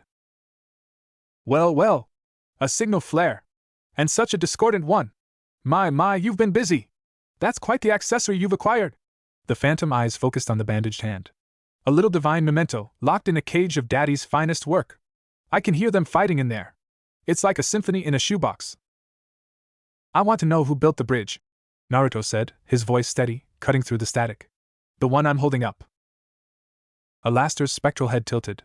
And why should I share the architect's notes? Spoils the suspense. Because I'm going to break it, Naruto stated, the absolute certainty in his voice surprising even himself. And when I do, the backblast is going to be chaotic. Unscripted. It'll ruin whoever's design this is. But it might also ruin the neighborhood. Maybe even your frequency. He took a step towards the static cloud. Tell me what you know, and maybe I can aim the collapse somewhere more entertaining for you. It was a bluff of monumental proportions. He had no idea how to break the chains. But he was betting on Alastor's addiction to chaos and his hatred for being bored. The radio demon's grin didn't waver, but his eyes glinted with a new, calculating light. The static buzzed louder, a sound of amused contemplation. A proactive demolition! How delightfully destructive! You're learning the local customs. The face drifted closer. I don't know the architect's name. It's old magic. Predates my arrival. But the bridge isn't to somewhere. It's from somewhere. A one-way siphon. And the energy it's pulling, it's not just going into the air. It's being filtered. Refined. There's a receiver. A crucible. Someone or something is taking your lovely, foreign light and cooking it down into something more potent. Something that could, theoretically, be used to punch a much bigger, more permanent hole. A receiver. A crucible. The image of a vast, infernal refinery filled Naruto's mind. Where? Oh, that's the question, isn't it? Alastor chuckled. The signal is faint. Buried. But it has a flavor. A particular vintage of arrogance. It smells of old books, ambition, and the particular misery of those who think they're smarter than everyone in the room. His static form began to dissipate. Look for the quiet ones, my boy. The ones who don't broadcast their sins, but curate them.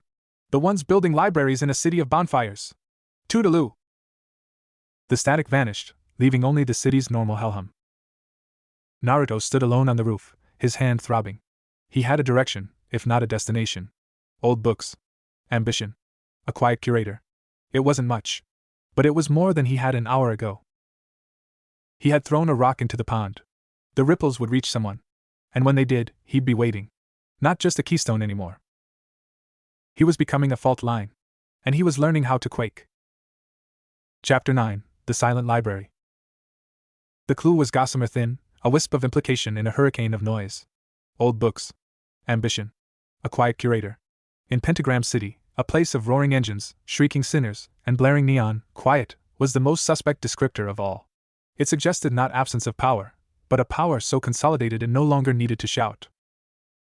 Naruto began his search by listening in ways that had nothing to do with his still-muffled chakra. He spent hours in the hotel's own pathetic excuse for a library, a single shelf of water-damaged romance novels and a complete set of Tax Code for the Damned, abridged. He watched who came and went. He asked subtle questions of Husk, who dealt with all kinds in his bar. Quiet overlords? Husk had scoffed, polishing a glass with more vigor than necessary. Oxymoron. The whole point is to be seen, feared, obeyed. Silence is for the ones who work for the overlords. The archivists. The lawyers. The ones who keep the machinery of misery running while the bosses take the credit. An archivist. A keeper of old books. Vaggie proved the most helpful, though her help was unintentional. Over a tense, shared watch on the hotel's perimeter, a ritual she insisted on after the extermination, she grumbled about the political landscape. It's all posturing and territory grabs. Except in the Voxtech district. All flash and noise. And the West End, near the old city walls. That's different. Zestial's domain. Zestial? Naruto prompted, keeping his voice casual as he scanned the alley below. Ancient. One of the oldest overlords. Doesn't do the whole media empire or drug ring thing. He's a traditionalist. Collects debts, souls, knowledge. Has a library that's supposed to hold contracts from the first fall. He never leaves his tower. Just watches. She shivered, and it wasn't from the cold. He's cordial with Charlie, in a creepy, grandfatherly way. But you don't want his attention. He doesn't forget a slight, or a curiosity. A library of ancient contracts. A watcher. A collector of knowledge. It fit Alastair's clue perfectly. Getting an audience was the problem. He couldn't just knock. He needed a pretext, a reason to enter the domain of an ancient, paranoid entity without appearing as a threat or, worse, a supplicant. The solution came from Charlie, in her endless, doomed optimism. She was planning a community outreach and goodwill tour to improve the hotel's reputation with other power players. We have to show we're not a threat. We're a positive part of the ecosystem. I thought we could start with Zestial. He's so wise and respected. I could bring him a basket of my reconciliation muffins. Vaggie had put her foot down on the muffins, citing possible chemical warfare treaties. But the idea of a diplomatic visit was approved, with severe restrictions. Vaggie would go as security. Husk, surprisingly, volunteered to drive the hellcoach, muttering about seeing the old crypt. And after a tense, silent conversation consisting entirely of looks and his scarred hand flexing meaningfully, Naruto was added to the retinue. Charlie saw it as a chance to show off her success story. Vaggie saw it as keeping a potential liability in sight. Naruto saw it as his only shot. The journey to the Western District was a descent into a different kind of hell.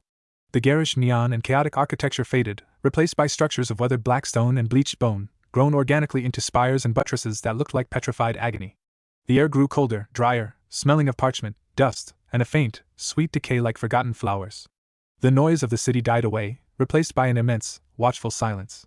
Their coach wheels on the cobbled streets sounded blasphemously loud. Zestial's tower was not the tallest structure, but it dominated the skyline through sheer presence. It was a gnarled, twisted thing of obsidian and fossilized rib, woven through with glowing, green script that pulsed like a slow, sleeping heart.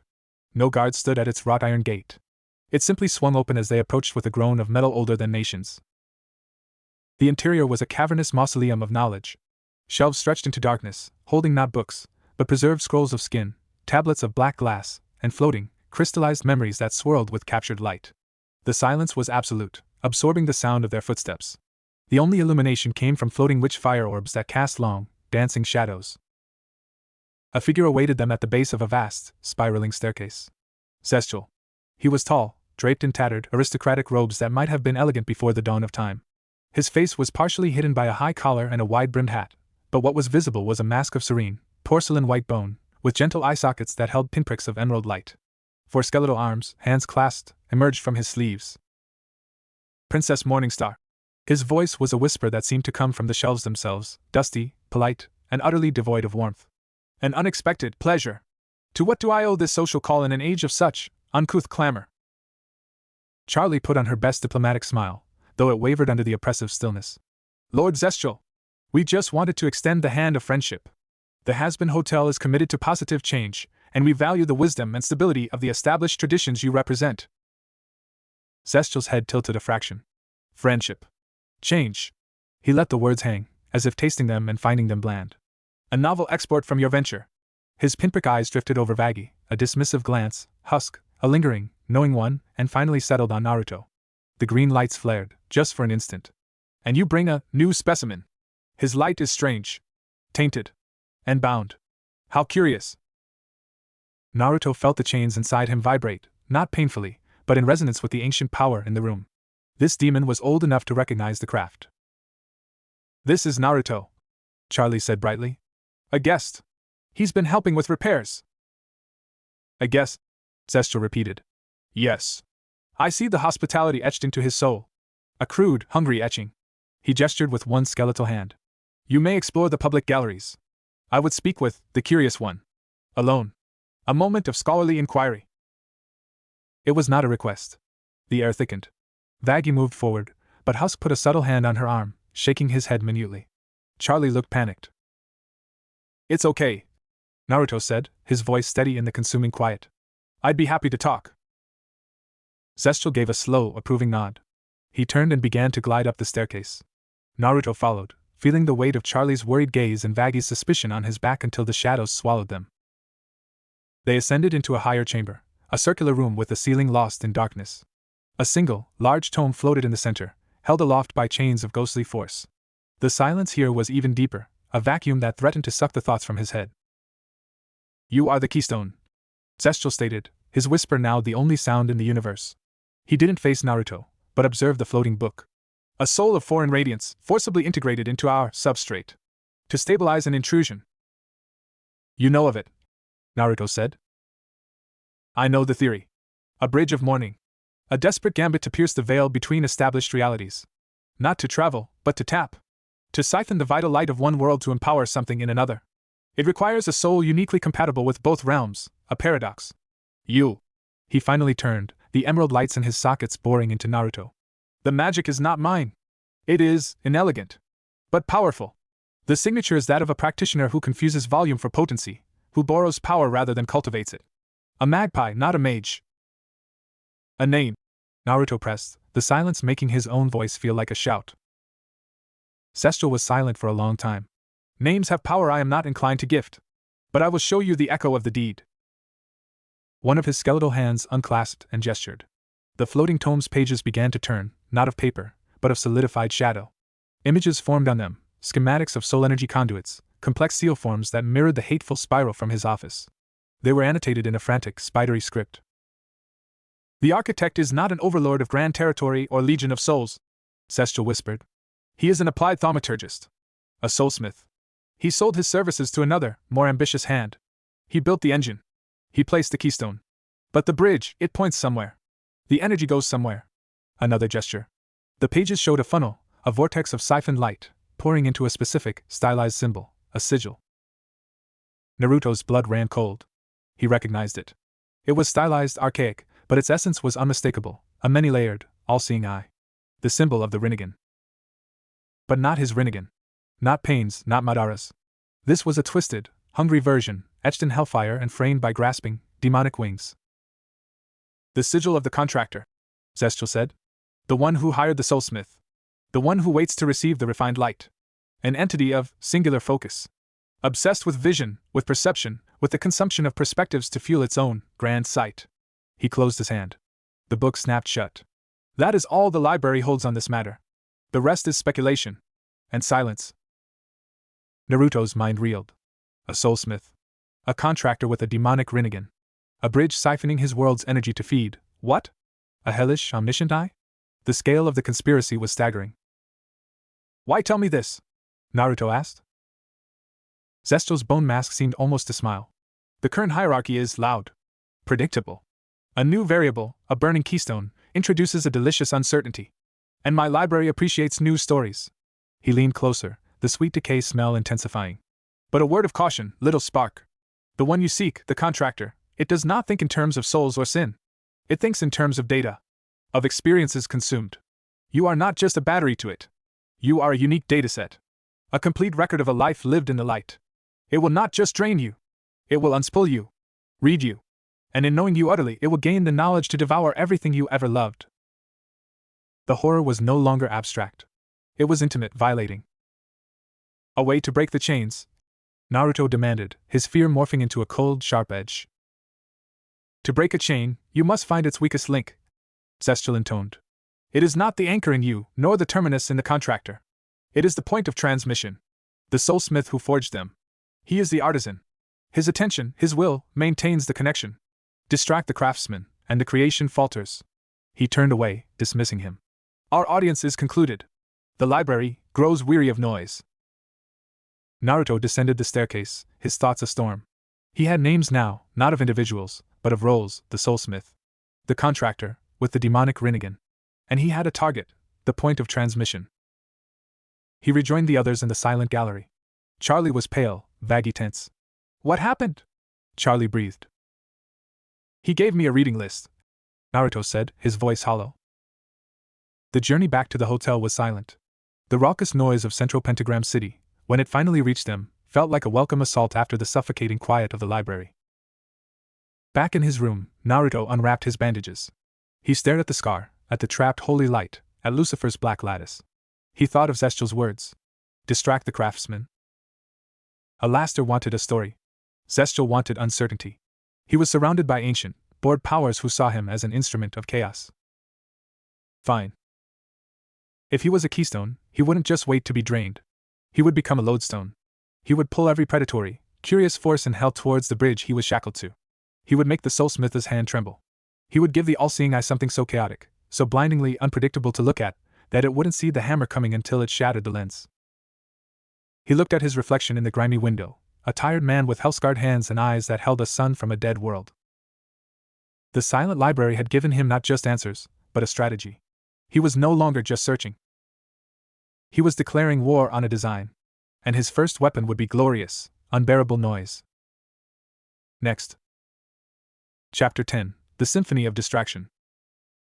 The plan was insanity. It was a kamikaze run in a metaphysical war. But in the logic of hell, where power was perception and chaos was currency, it was the only move that made sense. Zestial had given him the strategy, distract the craftsman. Alaster had given him the medium, a better story. Naruto needed to become a signal so loud, so compelling, so utterly disruptive that the soulsmith, maintaining the bridge, couldn't focus on the delicate work of siphoning. He needed to make the chains sing with interference. He started small, and locally. During one of Charlie's mandatory trust and teamwork exercises, a disastrous attempt at three-legged races in the lobby, Naruto didn't just participate. He weaponized it. Partnered with a grumpy husk, he didn't try to win.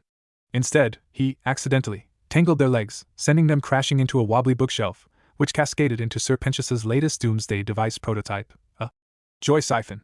The resulting explosion was minor, but it released a cloud of pink, glittery gas that made everyone in the lobby burst into uncontrollable, manic giggles for 20 minutes.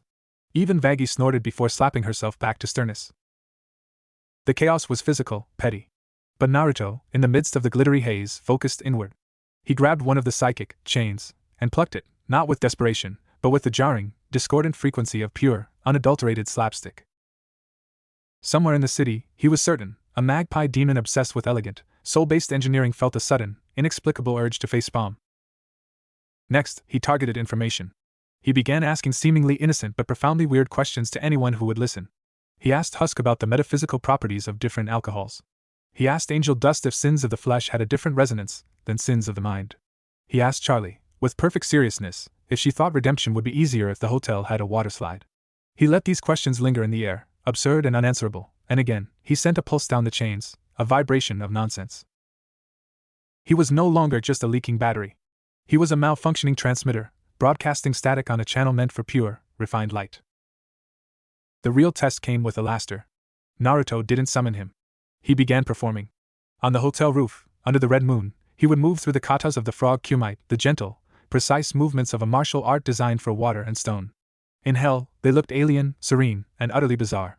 He poured his focus into the contradiction, the piece of the form against the backdrop of eternal damnation, and hammered that contradiction into the chains like a blacksmith forging a broken bell. The static arrived on the third night. It oozed from a crack in the chimney, forming into Alastair's delighted, grinning visage. My! The signal grows stranger. First physical comedy, now interpretive dance. Are you attempting to communicate with the cosmos through bad theater? I'm recalibrating the instrument, Naruto said, not stopping his movements. If I'm a broadcast tower, I'm choosing my own programming. And what is tonight's feature? Alastair asked, floating closer. The tragic history of the overcommitted Hokage? Nope. Naruto finished a kata, coming to rest. He looked directly at the static cloud. Tonight, we do an interview. Alastair's grin stretched impossibly wide. Do go on. You want a story? I'll give you a chapter. Live. On your frequency. But I set the terms. No editing. No commercials. You get the raw feed. The static buzzed with intense, greedy interest. An unfiltered broadcast? Of your unique perspective? Darling, you tempt me. But why? What could you possibly gain from airing your pain to every ear in Pentagram? Like you said, Naruto replied, a grim smile touching his lips. I'm introducing a new variable. Let's see how the old board powers react when the mystery starts giving speeches. Let's see if my architect enjoys his work being reviewed in real time. It was a monumental risk. He would be exposing his origins, his nature, his vulnerability, to every demon, overlord, and predator in the city. He would be painting the brightest target in existence on his back. But he would also be forcing the soulsmith to listen, to hear the battery talk back, to witness the chaos it was seeding. Alastair's form crackled with approval. A public vivisection of your own narrative. Deliciously self-destructive. I accept. Tonight. Midnight. We'll call it Heart to Heart with a Human Spark. The words spread through the infernal grapevine with supernatural speed. By dusk, a palpable buzz hung over the hotel. Demons lurked at the edge of the property, drawn by the rumor of Alastair's new broadcast. Inside, the atmosphere was tense. Charlie was beside herself. You can't do this. It's too dangerous. They'll all know what you are. That's the point, Naruto said, calmly rewrapping the bandages over his scar. I'm tired of being a secret. Vaggie glared. You're going to get yourself killed, and you'll lead every bounty hunter in hell right to our door. Maybe, Naruto conceded. But I'm also leading them away from something else. And the ones who come here looking for me will have to go through you, through Husk, through Lucifer's implied protection. It's a mess. It's unpredictable. It's a perfect distraction. Angel Dust gave him a long look from the doorway. You got a real death wish, you know that? But fuck it. It's been a boring century. I'll listen. At 5 minutes to midnight, Naruto stood on the roof. Alastair was already there, not as a projection, but in the flesh, leaning on his microphone stand as if it were a cane. The air hummed with a low-frequency broadcast tone. Dozens of glowing, spectral radios and flickering screens, the infernal equivalent of tuning in, materialized on nearby rooftops, in windows, hovering in the air. The eyes of Pentagram City were upon him. Alastair raised his microphone. A warm, smooth announcer's voice echoed across the city, amplified by his magic. Good evening, damned ones! Tired of the same old screams? The predictable tortures? Well, tune in for something special. A live, exclusive, and utterly unscripted conversation with our very own extra-dimensional visitor. The shiny, stubborn soul who grabbed an angelic blade and lived to tell the tale. Let's give a warm, hellish welcome to Naruto Uzumaki. There was no applause. Just a deepening of the static hum, a focusing of countless malignant attentions. Naruto felt the weight of it, a psychic pressure that made the scar on his hand burn. Alastair turned to him, his eyes glowing. So, my boy. Let's start at the beginning. What are you? Naruto looked out at the sea of glowing dials and screens. He took a breath, and spoke not to Alastair, but to the void. I'm a shinobi. A ninja. From a world called Earth, in a land of fire and hidden villages. I was the leader of my village, the Hokage. I believed in peace. I fought for it. I won it. He let the words hang, simple and stark against the Hell's Cape. Then something reached across the worlds. It didn't come from my soul because I was wicked. It came because I was bright. It used me as a plug. To siphon the light from my world into this one. To feed something here. I'm a prisoner. But I'm not a quiet one. The city listened. The silence was absolute. Fascinating, Alastair crooned. A hero kidnapped. A light stolen. And now you're here, in the dark. How does it feel? The despair? The irony? It feels like I'm being used, Naruto said, his voice gaining strength. And I hate being used. I was a tool for others' pain once before. I won't be again. So I'm making a nuisance of myself. To the thing that's draining me. To the powers that be here. If I'm fuel, I'm going to be the grittiest, most unstable, engine-knocking fuel you've ever seen. He raised his bandaged hand. I took a piece of heaven and let the king of hell sew it into my skin. I'm a walking contradiction. And I'm telling every overlord, every archivist, every bored ancient thing listening, the design I'm part of is fragile. And I'm going to find the architect. I'm going to find the one waiting to drink my world's light.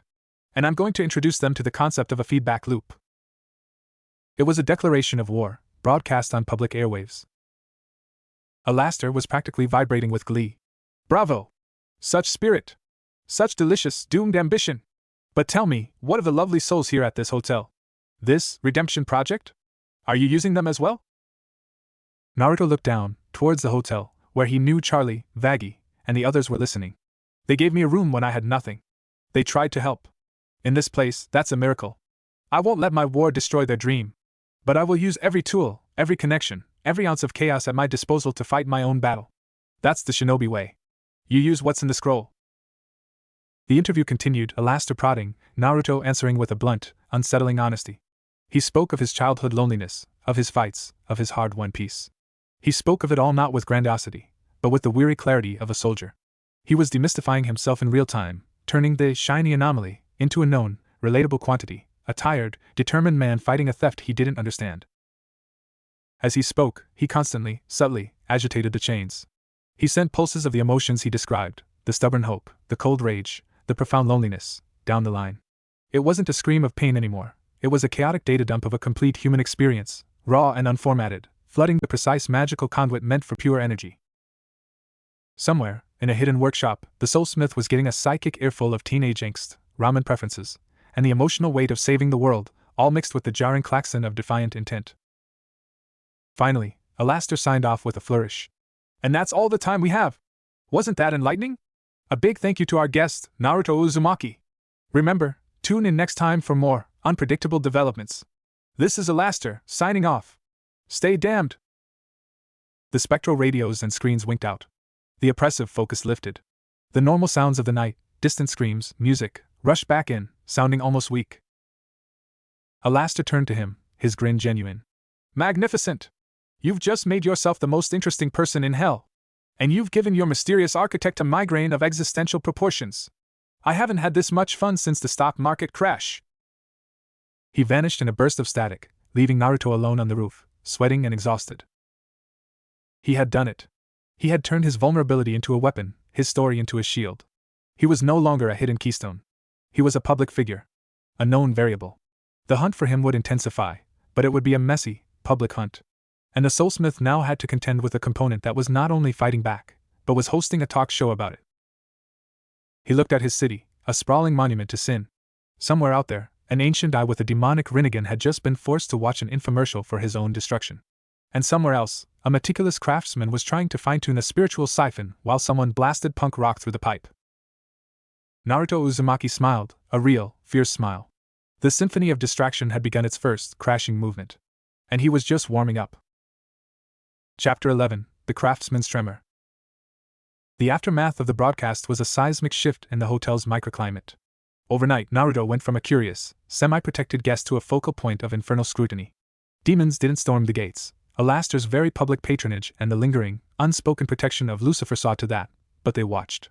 The air outside the hotel thrummed with the low-grade static of scrying spells and the weight of distant, curious gazes. The Hazbin Hotel was no longer just a laughingstock. It was a theater, and Naruto was the star of a dangerously unpredictable play. Inside, the reactions were fractious. Charlie vacillated between protective panic and a strange, burgeoning pride. You spoke so honestly about loneliness. That's a powerful step in destigmatizing emotional vulnerability in the damned community.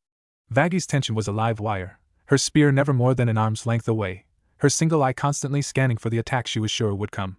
Husk just served stronger drinks, his grumbling tinged with a new, wary respect. Angel Dust, meanwhile, seemed almost jealous of the spotlight. You really went for it, huh? He said, cornering Naruto in a hallway 2 days after the broadcast. Bared your soul for all the Hellrealm to see. Gutsy. Or stupid. Usually it's both. He lit a cigarette, the flame a brief, hot star in the gloom. Word on the street is the big players are intrigued. Not happy, not pissed. Intrigued. That's a dangerous mood for them to be in. It means they're calculating your worth. My worth is as a distraction, Naruto said, flexing his scarred hand. The ache was a constant companion, a metronome keeping time with his pulse. Sure, for your bridge builder. But for others? You're a novelty. A new piece on the board. Somebody's gonna want to collect you, or break you, just to see how you work. Angel blew a smoke ring. Val's been asking about you. Thinks you'd have a certain desperate appeal on camera. I told him you'd sooner eat the camera, but he's persistent. The mention of Valentino, the overlord who owned Angel's contract, sent a fresh chill down Naruto's spine. He was a different kind of predator than Alastor or Zestial, more visceral, more about possession and degradation. The distraction, however, was working. Naruto could feel it. The chains binding him no longer felt like a steady, passive drain. They felt jittery. The flow of energy from his core would stutter, hiccup, sometimes reverse in a tiny, painful backflow before resuming. It was as if the operator on the other end kept fumbling the controls, distracted by the cacophony Naruto was pumping into the line. He took to exacerbating it. During Charlie's group therapy sessions, he would share deliberately mundane, achingly human memories. The taste of his first successful bowl of ramen made alone, the blister on his heel after a long day of training, the simple comfort of a clean set of clothes after a mission. He poured the sensory minutiae of a lived life into the psychic conduit, a torrent of boring, beautiful, normal data into a system designed for pure energy extraction. He also began testing the limits of his scar. In the hotel's derelict gym, a room filled with rusted weights and sadistic-looking equipment, he practiced. He found he could, with immense concentration and searing pain, not just unleash the chaotic hybrid beam, but shape its output. By focusing on the holy light's desire to purge, he could produce a searing, focused lance of white energy that burned with cleansing fire but was held in check by Lucifer's bindings, making it short-ranged and brutally precise. By focusing on the infernal binding's desire to corrupt and contain, he could unleash a wave of nullifying black static that disrupted magical energies but lacked destructive force. The recoil for each was agonizing, leaving his arm numb and his vision swimming. But he was learning. The scar was a cursed tool, but it was his cursed tool. A week after the broadcast, the tremor became a quake. It was during a rare moment of quiet. Naruto was in the hotel's back courtyard, a patch of gray, thorned weeds and a single, petrified tree, attempting a basic meditation exercise. He was trying to find the quiet center within himself, the calm that had once been as natural as breathing. He focused on his breath, in and out, visualizing the chains not as bindings, but as rigid structures he could observe without engaging. Then, a spike of pure, undiluted fury shot down the chain from the other end. It was not the cold, calculated anger of a strategist. This was the hot, petty, frustrated rage of a craftsman whose perfect instrument has just been vomited on. It was a psychic snarl of irritation so profound it had a taste, ozone and spoiled milk. Naruto's eyes snapped open. Got you. The emotion was a beacon. For a split second, the chain wasn't a siphon, it was a taut wire, and a vibration had just traveled its length. Naruto didn't try to follow it back, that would give the game away. Instead, he amplified the feedback.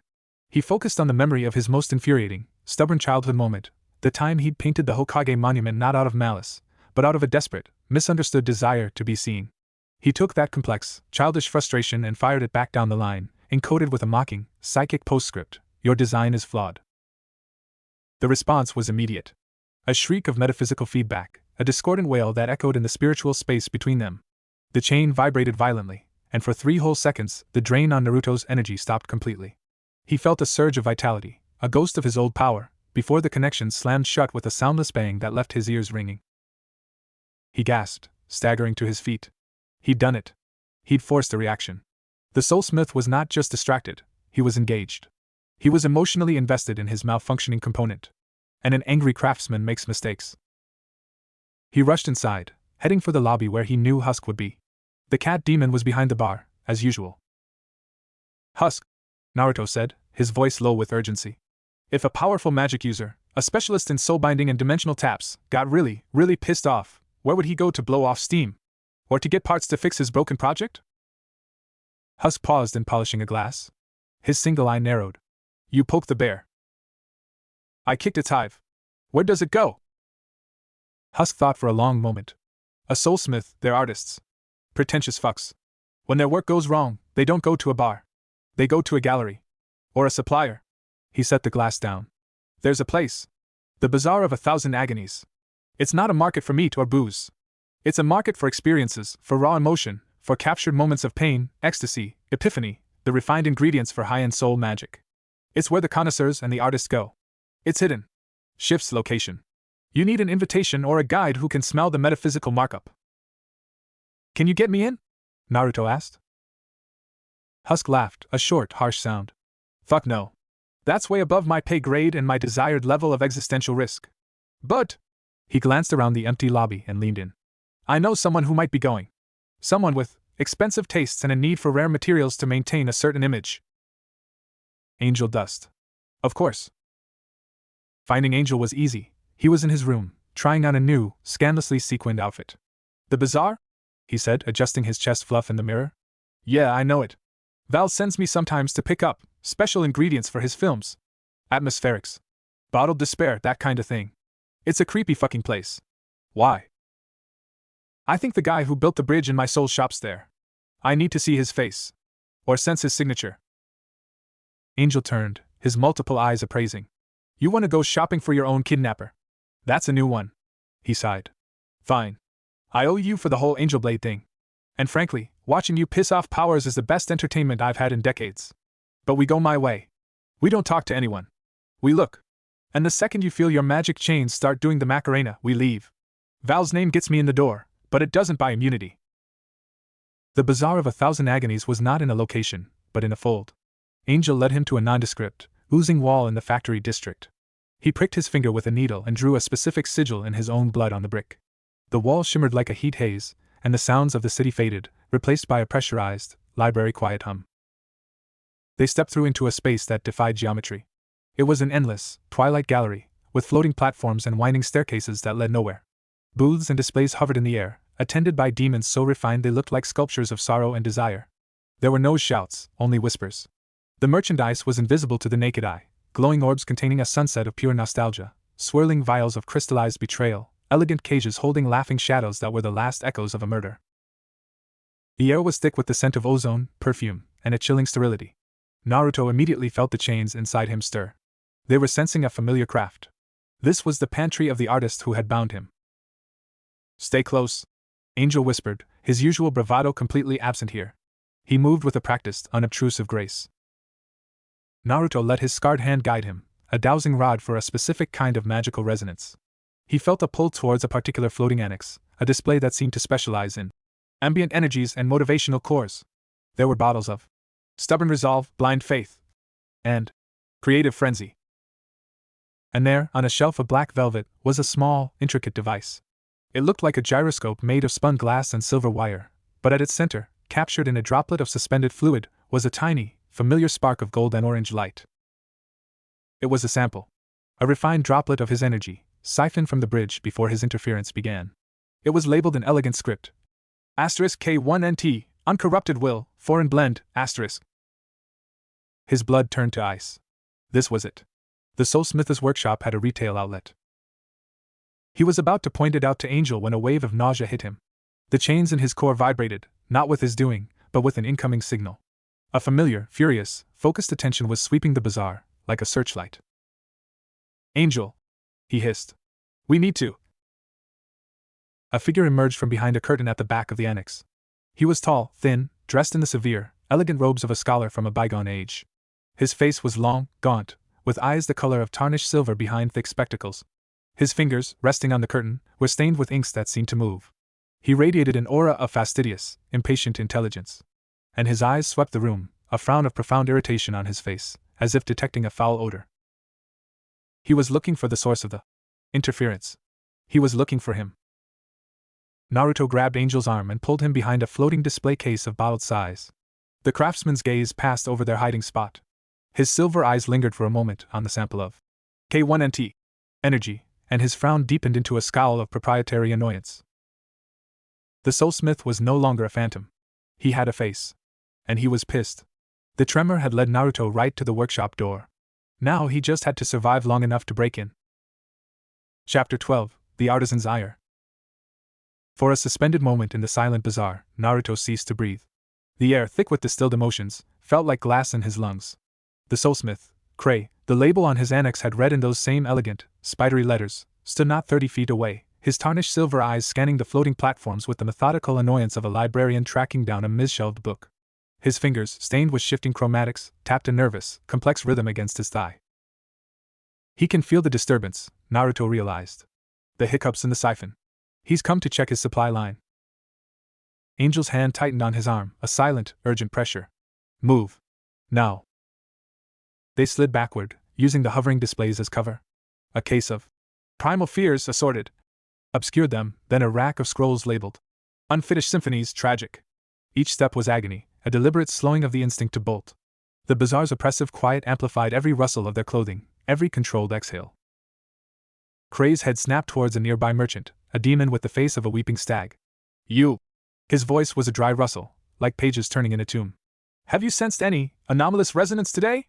A spike of foreign sentiment? Cloying. Hopeful. Stubborn. The stag demon bowed its head. Master Kray. The ambient palette has been stable. Perhaps a faint tremor an hour passed, like a dissonant chord. It faded. It did not fade. Kray hissed, the fastidious calm cracking. It recalibrated. It became sarcastic. My focus was compromised. He pinched the bridge of his nose. The contractor will be expecting the next refined batch. I cannot deliver sediment. Naruto and Angel reached the periphery of the annex, where the floating walkway met a spiraling, bone-white staircase that led down into a dimmer section of the bazaar. They were about to step onto it when Kray turned, his gaze sweeping one final time. It passed over them, over the case of primal fears, and lingered. Not on them. On the sample. The tiny, captive spark of Naruto's energy. Kray's eyes narrowed behind his spectacles. He strode forward, past the stag demon, and picked up the glass gyroscope. He held it to the eerie light. The spark within, which had glowed with a steady warmth, now pulsed erratically, flickering between gold and a frantic, warning orange. Intriguing. Kray murmured, his irritation momentarily replaced by clinical curiosity. The source specimen is exhibiting feedback. Active resistance influencing the refined product. A non-passive component. His head lifted sharply, his eyes now scanning not the space, but the metaphysical air. He was no longer looking for an intruder, he was looking for a signal. Naruto felt it. A subtle, invasive tug at the chains within him. Not the blunt pull of the siphon, but a probing, diagnostic touch. Kray was running a systems check, and the sample was his litmus paper. Go! Naruto breathed to Angel, shoving him towards the staircase. Get out! Now! Angel didn't argue. He vanished down the stairs with a spider's silent grace. Naruto did the opposite. He stepped out from behind the display case. He didn't run. He walked calmly into the center of the open space before Kray's annex, making no attempt to hide. He stopped, meeting the soulsmith's widening silver eyes. The probing touch on his chains recoiled as if burned. Kray stared, the gyroscope forgotten in his hand. Up close, Naruto could see the lines of obsessive fatigue etched into his face, the ink stains that weren't just on his fingers but seemed to swim beneath his translucent skin. You! Kray breathed. The word was full of horror, fascination, and utter, professional offense. The keystone. You're mobile. And conscious. And I've got notes on your design, Naruto said, his voice flat.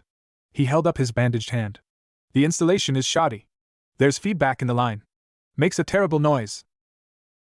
Kray's shock curdled into fury. He set the gyroscope down with exaggerated care. You ignorant component. You have been interfacing with the conduit. You've introduced chaos variables. Do you have any concept of the precision required? The elegant lattice of suffering in order? He took a step forward, his aura thickening, pressing down with the weight of countless meticulously crafted curses. You are a power source. A beautifully calibrated, exotic power source. You are not meant to think. You are meant to shine quietly until you are spent. The chains inside Naruto throbbed in time with Kray's anger. He could feel the soulsmith's will now, a vast, intricate, and brittle thing, the pride of a perfectionist whose masterpiece is being critiqued by a wrench. Your contractor. Naruto pressed, holding his ground against the psychic pressure. The one with the eye. What does he want with my world's light? Kray's lips peeled back from needle-thin teeth in a snarl. Consumption. Refinement. The contractor sees all, but hungers for what it does not know. The light of a world untainted by his rule, it is a rare vintage. It will fuel a sight so profound it will peel back the layers of reality itself. It will find the cracks in heaven's gates, in hell's foundations. And you, he gestured contemptuously. You are the uncorking of the bottle. A means to an end. And you are damaging the label. The soulsmith raised a stained hand. The inks beneath his skin swirled to the surface, flowing down his arm and dripping from his fingertips. They didn't fall, They hung in the air, forming complex, shifting seal forms in midair. The same hateful geometry from the office, but alive, adaptive. I will reset the connection. I will scour the feedback from your soul. It will be excruciating, and it will return you to the quiet, useful state you were meant for. The floating seals glowed with a sickly green light. Naruto felt the chains within him hum in resonance, ready to be tightened, tuned, corrected. He didn't have the chakra for a fight. But he had the scar, and he had the artisan's one glaring weakness, his pride. You call this elegant? Naruto scoffed, a deliberate, goading tone entering his voice. He pointed at the glowing seals. It's clumsy. It's like you copied it from a book without understanding the theory. Back home, a first-year academy student could deconstruct this. It was a wild, baseless insult. But it struck the exact right nerve. Cray flinched as if physically struck. The floating seals stuttered. You dare! My craft is perfection! Forged in the fires of forgotten packs, refined over millennia. Your primitive academy is dust and ignorance. Prove it! Naruto taunted, his heart hammering. He began to walk in a slow circle, forcing Cray to turn, to follow him with his seals. Unmake me. Reset your perfect connection. Or are you afraid your contractor will see you can't control your own tools? With a shriek of pure, unprofessional rage, Cray thrust his hands forward. The seals shot towards Naruto, not to attack his body, but to overlay his soul, to rewrite the flawed connection. Naruto didn't try to dodge. He raised his scarred hand. He didn't fire the chaotic beam. He didn't try to counter the spell. He focused on the holy light trapped within the scar. He focused on its singular, driving purpose, to purge impurity. And he presented it with the most profound, invasive impurity he could, Cray's own incoming, infernal seals. He channeled the holy light's intent, using Lucifer's black lattice as a focusing lens, and aimed it not as an attack, but as a lure. The shard of heaven in his palm blazed like a white-hot star. The pure, anti-demon energy radiated out. Cray's beautifully crafted seals, woven from Hell's own essence, hit that radiating field of sanctity. The reaction was not an explosion.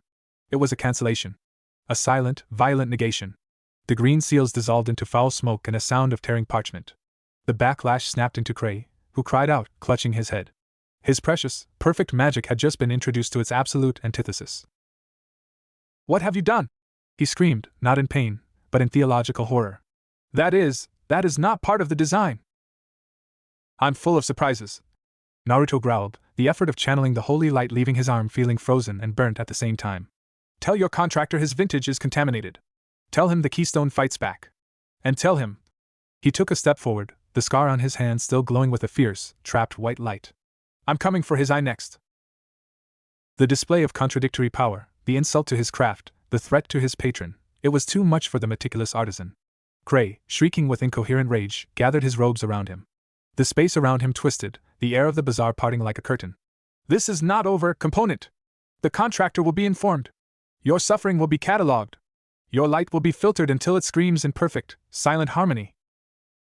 With a final, gout of ink-black smoke, he vanished, the annex around him folding in on itself and disappearing, leaving only a scorched, sigil-marked patch on the floating platform. Naruto stood alone, panting, the glow in his palm fading to its usual dull pulse. The bazaar was utterly silent. Every other merchant and customer was staring, having witnessed the unthinkable, a soulsmith bested, not by greater power, but by blasphemous contradiction. He turned and walked stiffly towards the staircase. He didn't run. He descended step by step, feeling the weight of countless eyes on his back. He had done exactly what he came to do. He had identified the craftsman. He had engaged him. He had, using the unexpected weapon of stolen heaven, driven him off. But he had also escalated the war to a new, terrifying level. The contractor knew he was active now. Cray would return, not with annoyance, but with tailored, vicious countermeasures. And he had exposed his biggest, most painful trump card. He found Angel at the base of the stairs, hidden in a niche, face pale. Holy fuck, the spider demon whispered. You melted his shit with a holy hand grenade. Let's go, Naruto said, his voice strained. The shopping trip's over. As they slipped back through the fold into the familiar, raucous stink of Pentagram City, the echo of Cray's rage still vibrated in the chains within Naruto. He had won a skirmish. He had turned the artisan's ire into a weapon against him. But he had also confirmed the worst. He was fuel for a vision that wanted to devour his world. And the one drinking that fuel had just been notified his dinner was fighting the spoon. The quiet of the bazaar was gone. Now, the only sound was the ticking of a clock counting down to the contractor's focused, hungry gaze. Next. Chapter 13, The Patron's Gaze. The silence after the bazaar was a different creature. It wasn't the watchful quiet of the library or the pressurized hush of the market. It was the dead calm in the eye of a storm they had just reignited. Back at the hotel, Naruto moved through the familiar shabbiness like a ghost. The euphoric rush of facing Krei had evaporated, leaving behind the cold dregs of consequence. His scarred hand ached with a deep, bone-weary throb, a constant reminder of the holy fire he'd forced to dance to his tune. Charlie knew something had happened. Her smiles were tighter, her cheer more brittle. Vaggy's vigilance became a palpable, crackling field around the hotel's perimeter. Husk poured stiffer drinks without being asked. Angel was uncharacteristically quiet, smoking in corners and watching Naruto with a look that was part awe, part dread. The chains were silent. Not still, never still, but silent. The steady drain was present, but Krei's disruptive, diagnostic touches were gone. It was the silence of a predator who has stopped playing with its food and is now simply waiting to pounce. Naruto could feel the difference. He was no longer a malfunctioning component. He was a declared enemy of the system. The next adjustment would not be a recalibration. It would be a scorched earth policy. 3 nights later, the storm broke. Not with a scream, but with a whisper. Naruto was in the courtyard again, under the petrified tree, trying to find the quiet center. Meditation was impossible, but the routine was a lifeline.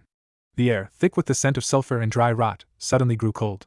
Not the electronic chill of Alaster's static, but a deep, celestial cold, the cold of the void between stars. A pressure built behind his eyes, a feeling of being microscopically examined. He opened them. The world had not changed, and yet everything had. The courtyard was still there, the hotel a looming silhouette. But superimposed over it, like a transparent film laid upon reality, was another vision. It was a landscape of impossible geometry, obsidian spires that bent in non-Euclidean curves, rivers of liquid shadow that flowed uphill, and a sky that was a vast, swirling iris of bruised purple and gold. In the center of this superimposed vision stood a figure. It was tall, draped in robes that seemed woven from forgotten memories and closed chapters. Its face was obscured by a deep hood, but within that darkness, a single, massive eye burned. It was not a Rinnegan. It was something worse. The iris was a concentric maze of hellfire and cold intellect, and the pupil was a vertical slit of absolute blackness that drank the light. The demonic Rinnegan. The contractor.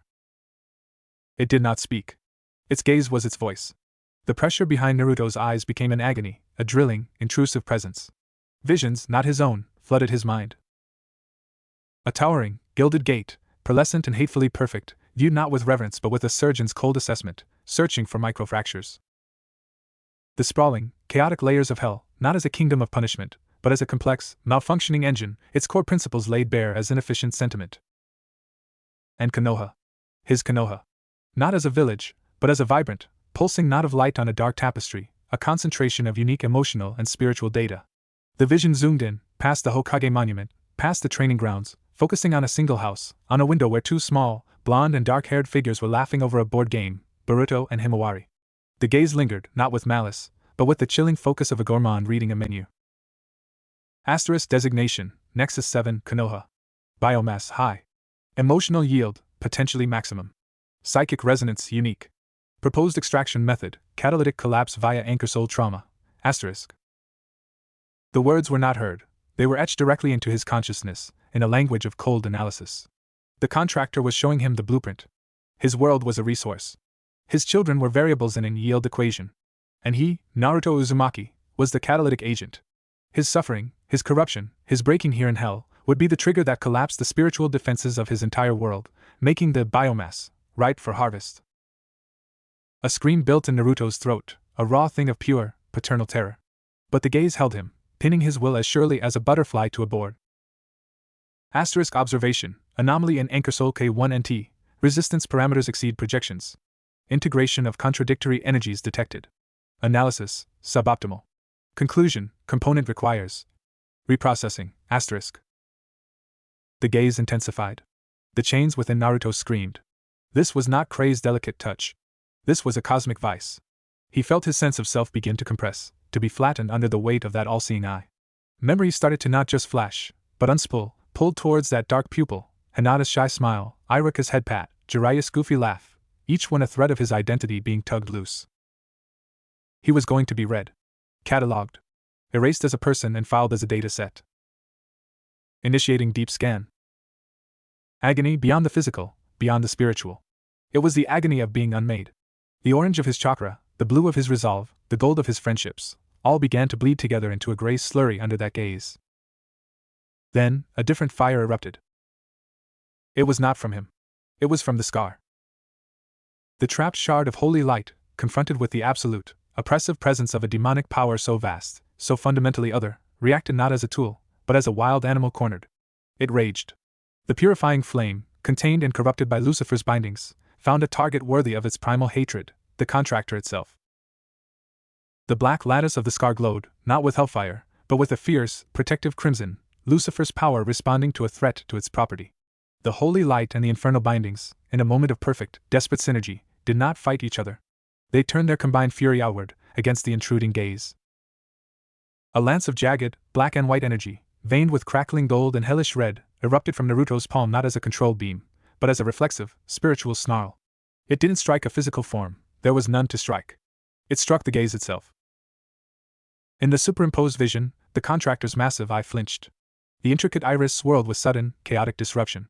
The cold pressure vanished for a fractured second. In that second, Naruto's will, battered but unbroken, surged back. He didn't try to attack. He did something worse. He opened the floodgates of his own messy, contradictory humanity. He didn't send a memory. He sent everything.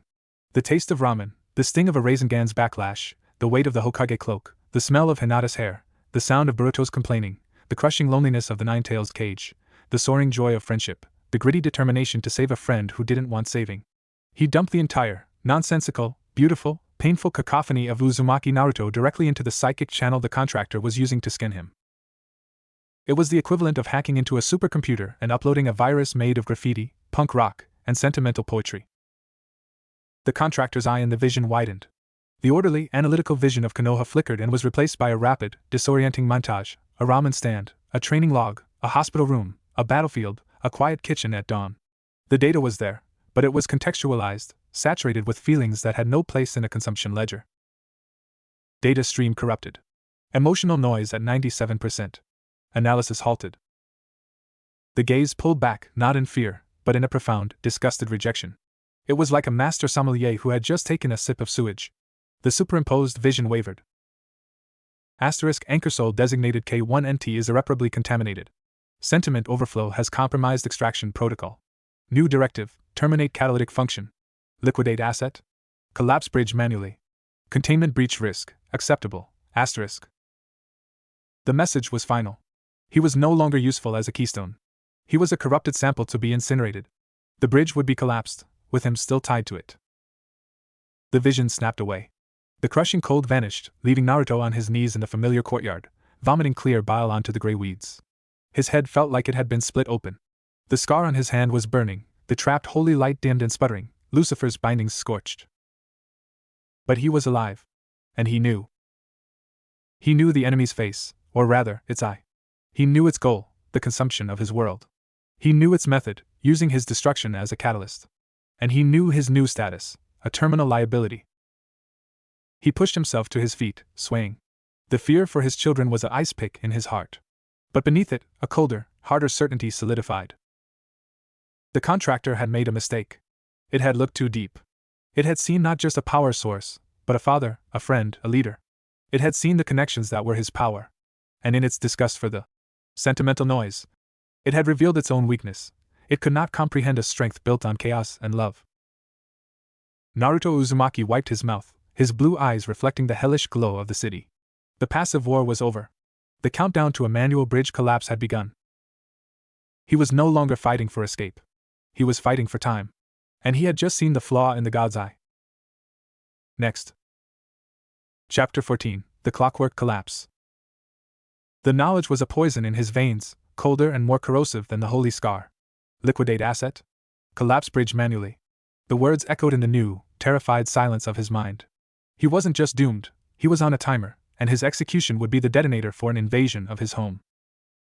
He found he couldn't look at Charlie's hopeful face anymore without seeing the gilded gates of heaven in the contractor's vision. He couldn't hear Vaggy's protective grumbles without hearing the analysis of hell as a malfunctioning engine. His own children's laughter was now a targeted resource in a cosmic ledger. Every beat of his heart felt like a tick towards zero.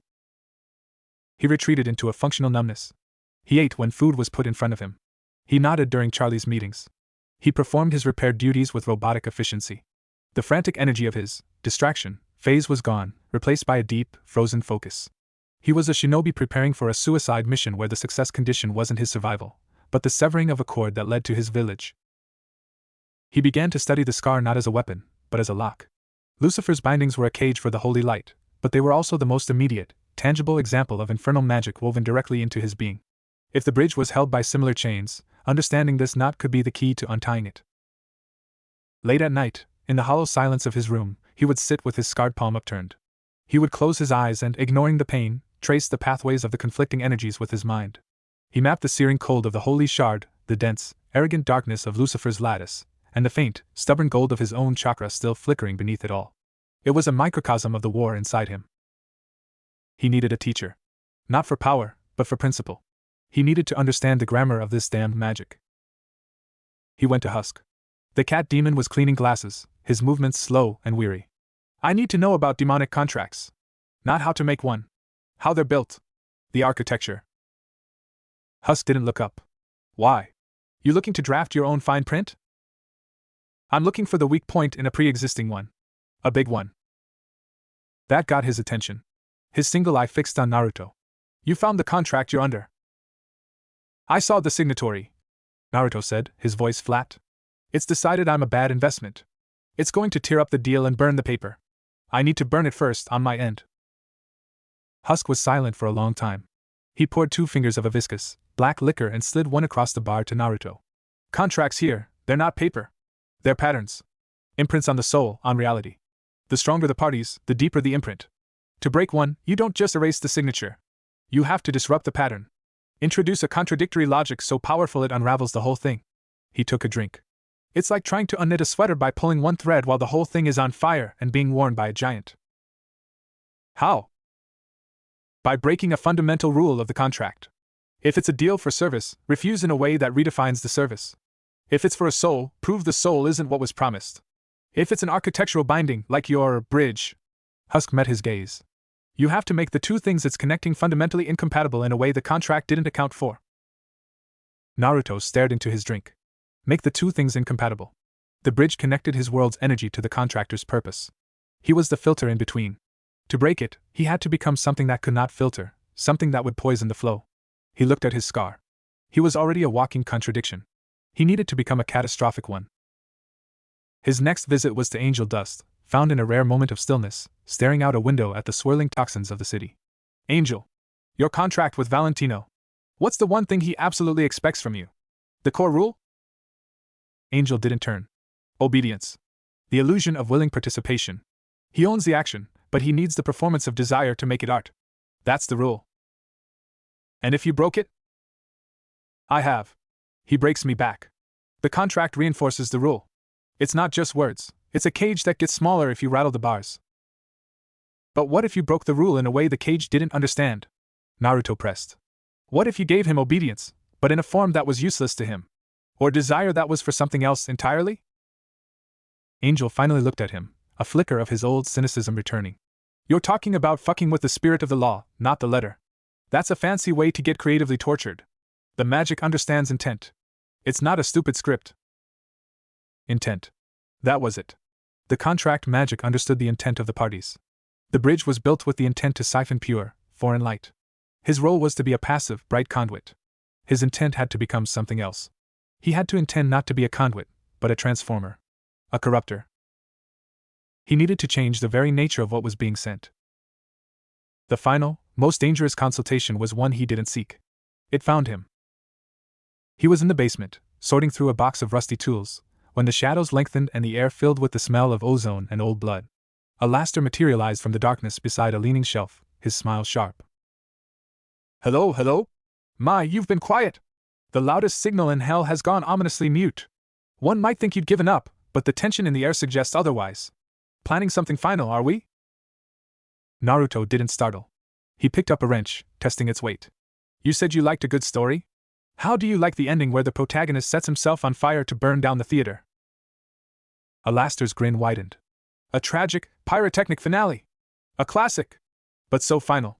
I was hoping for a few more seasons of delightful chaos. The network canceled the show, Naruto said, meeting his glowing radio dial eyes. The producer decided I'm bad for ratings. He's pulling the plug. Ah. The elusive contractor. You've met its gaze. How chilling. Alastair clapped his hands silently. And it didn't appreciate your artistic reinterpretation of your role. It wants the bridge gone. With me in it. Naruto turned the wrench in his hands. I want to bring the bridge down on its head. To do that, I need to overload the circuit. I need to send something back down the line it's not expecting. Something that will fry the receiver. Alastair leaned in, his static buzzing with avid interest. A feedback loop of metaphysical proportions. You want to use the siphon against the sipper. But your energy is pure, even if tainted. It is still fuel. To damage the machine, you need to be shrapnel. Exactly. Naruto's voice was quiet. I need to turn my soul into a spiritual pipe bomb. Pack it with everything the contractor finds useless, toxic, and incomprehensible. Not just my sentiment. My ninja way. My belief in bonds, in sacrifice for others, in a peace that isn't just the absence of war. I need to weaponize my philosophy and ram it down its throat. For the first time, Alastair's perpetual smile faltered, replaced by a look of pure, undiluted fascination. You would attempt to damn yourself more profoundly than hell already has. You would code your own destruction with a message of hope. The irony is symphonic. He tapped his chin. The bridge is a conduit for energy. To send a concept, you would have to burn it into the very fabric of the energy you transmit. You would have to become your message, utterly and completely, at the moment of transmission. A suicide of ideology. That's the plan, Naruto said, no tremor in his voice. Alastair's smile returned, fiercer than ever. Then you will need a catalyst. A moment of such pure, self-sacrificial intent that it forges your sentiment into a spear. You cannot simply decide to do it. You must be driven to it. Pushed to the absolute brink where that act is your only, instinctive recourse. His eyes glinted. I do so enjoy a well-structured climax. Allow me to arrange the stakes. Naruto felt a chill. What do you mean? The contractor will move to collapse the bridge. It will send its agents, Cray, perhaps others. They will not come for you here, not directly. Too many variables.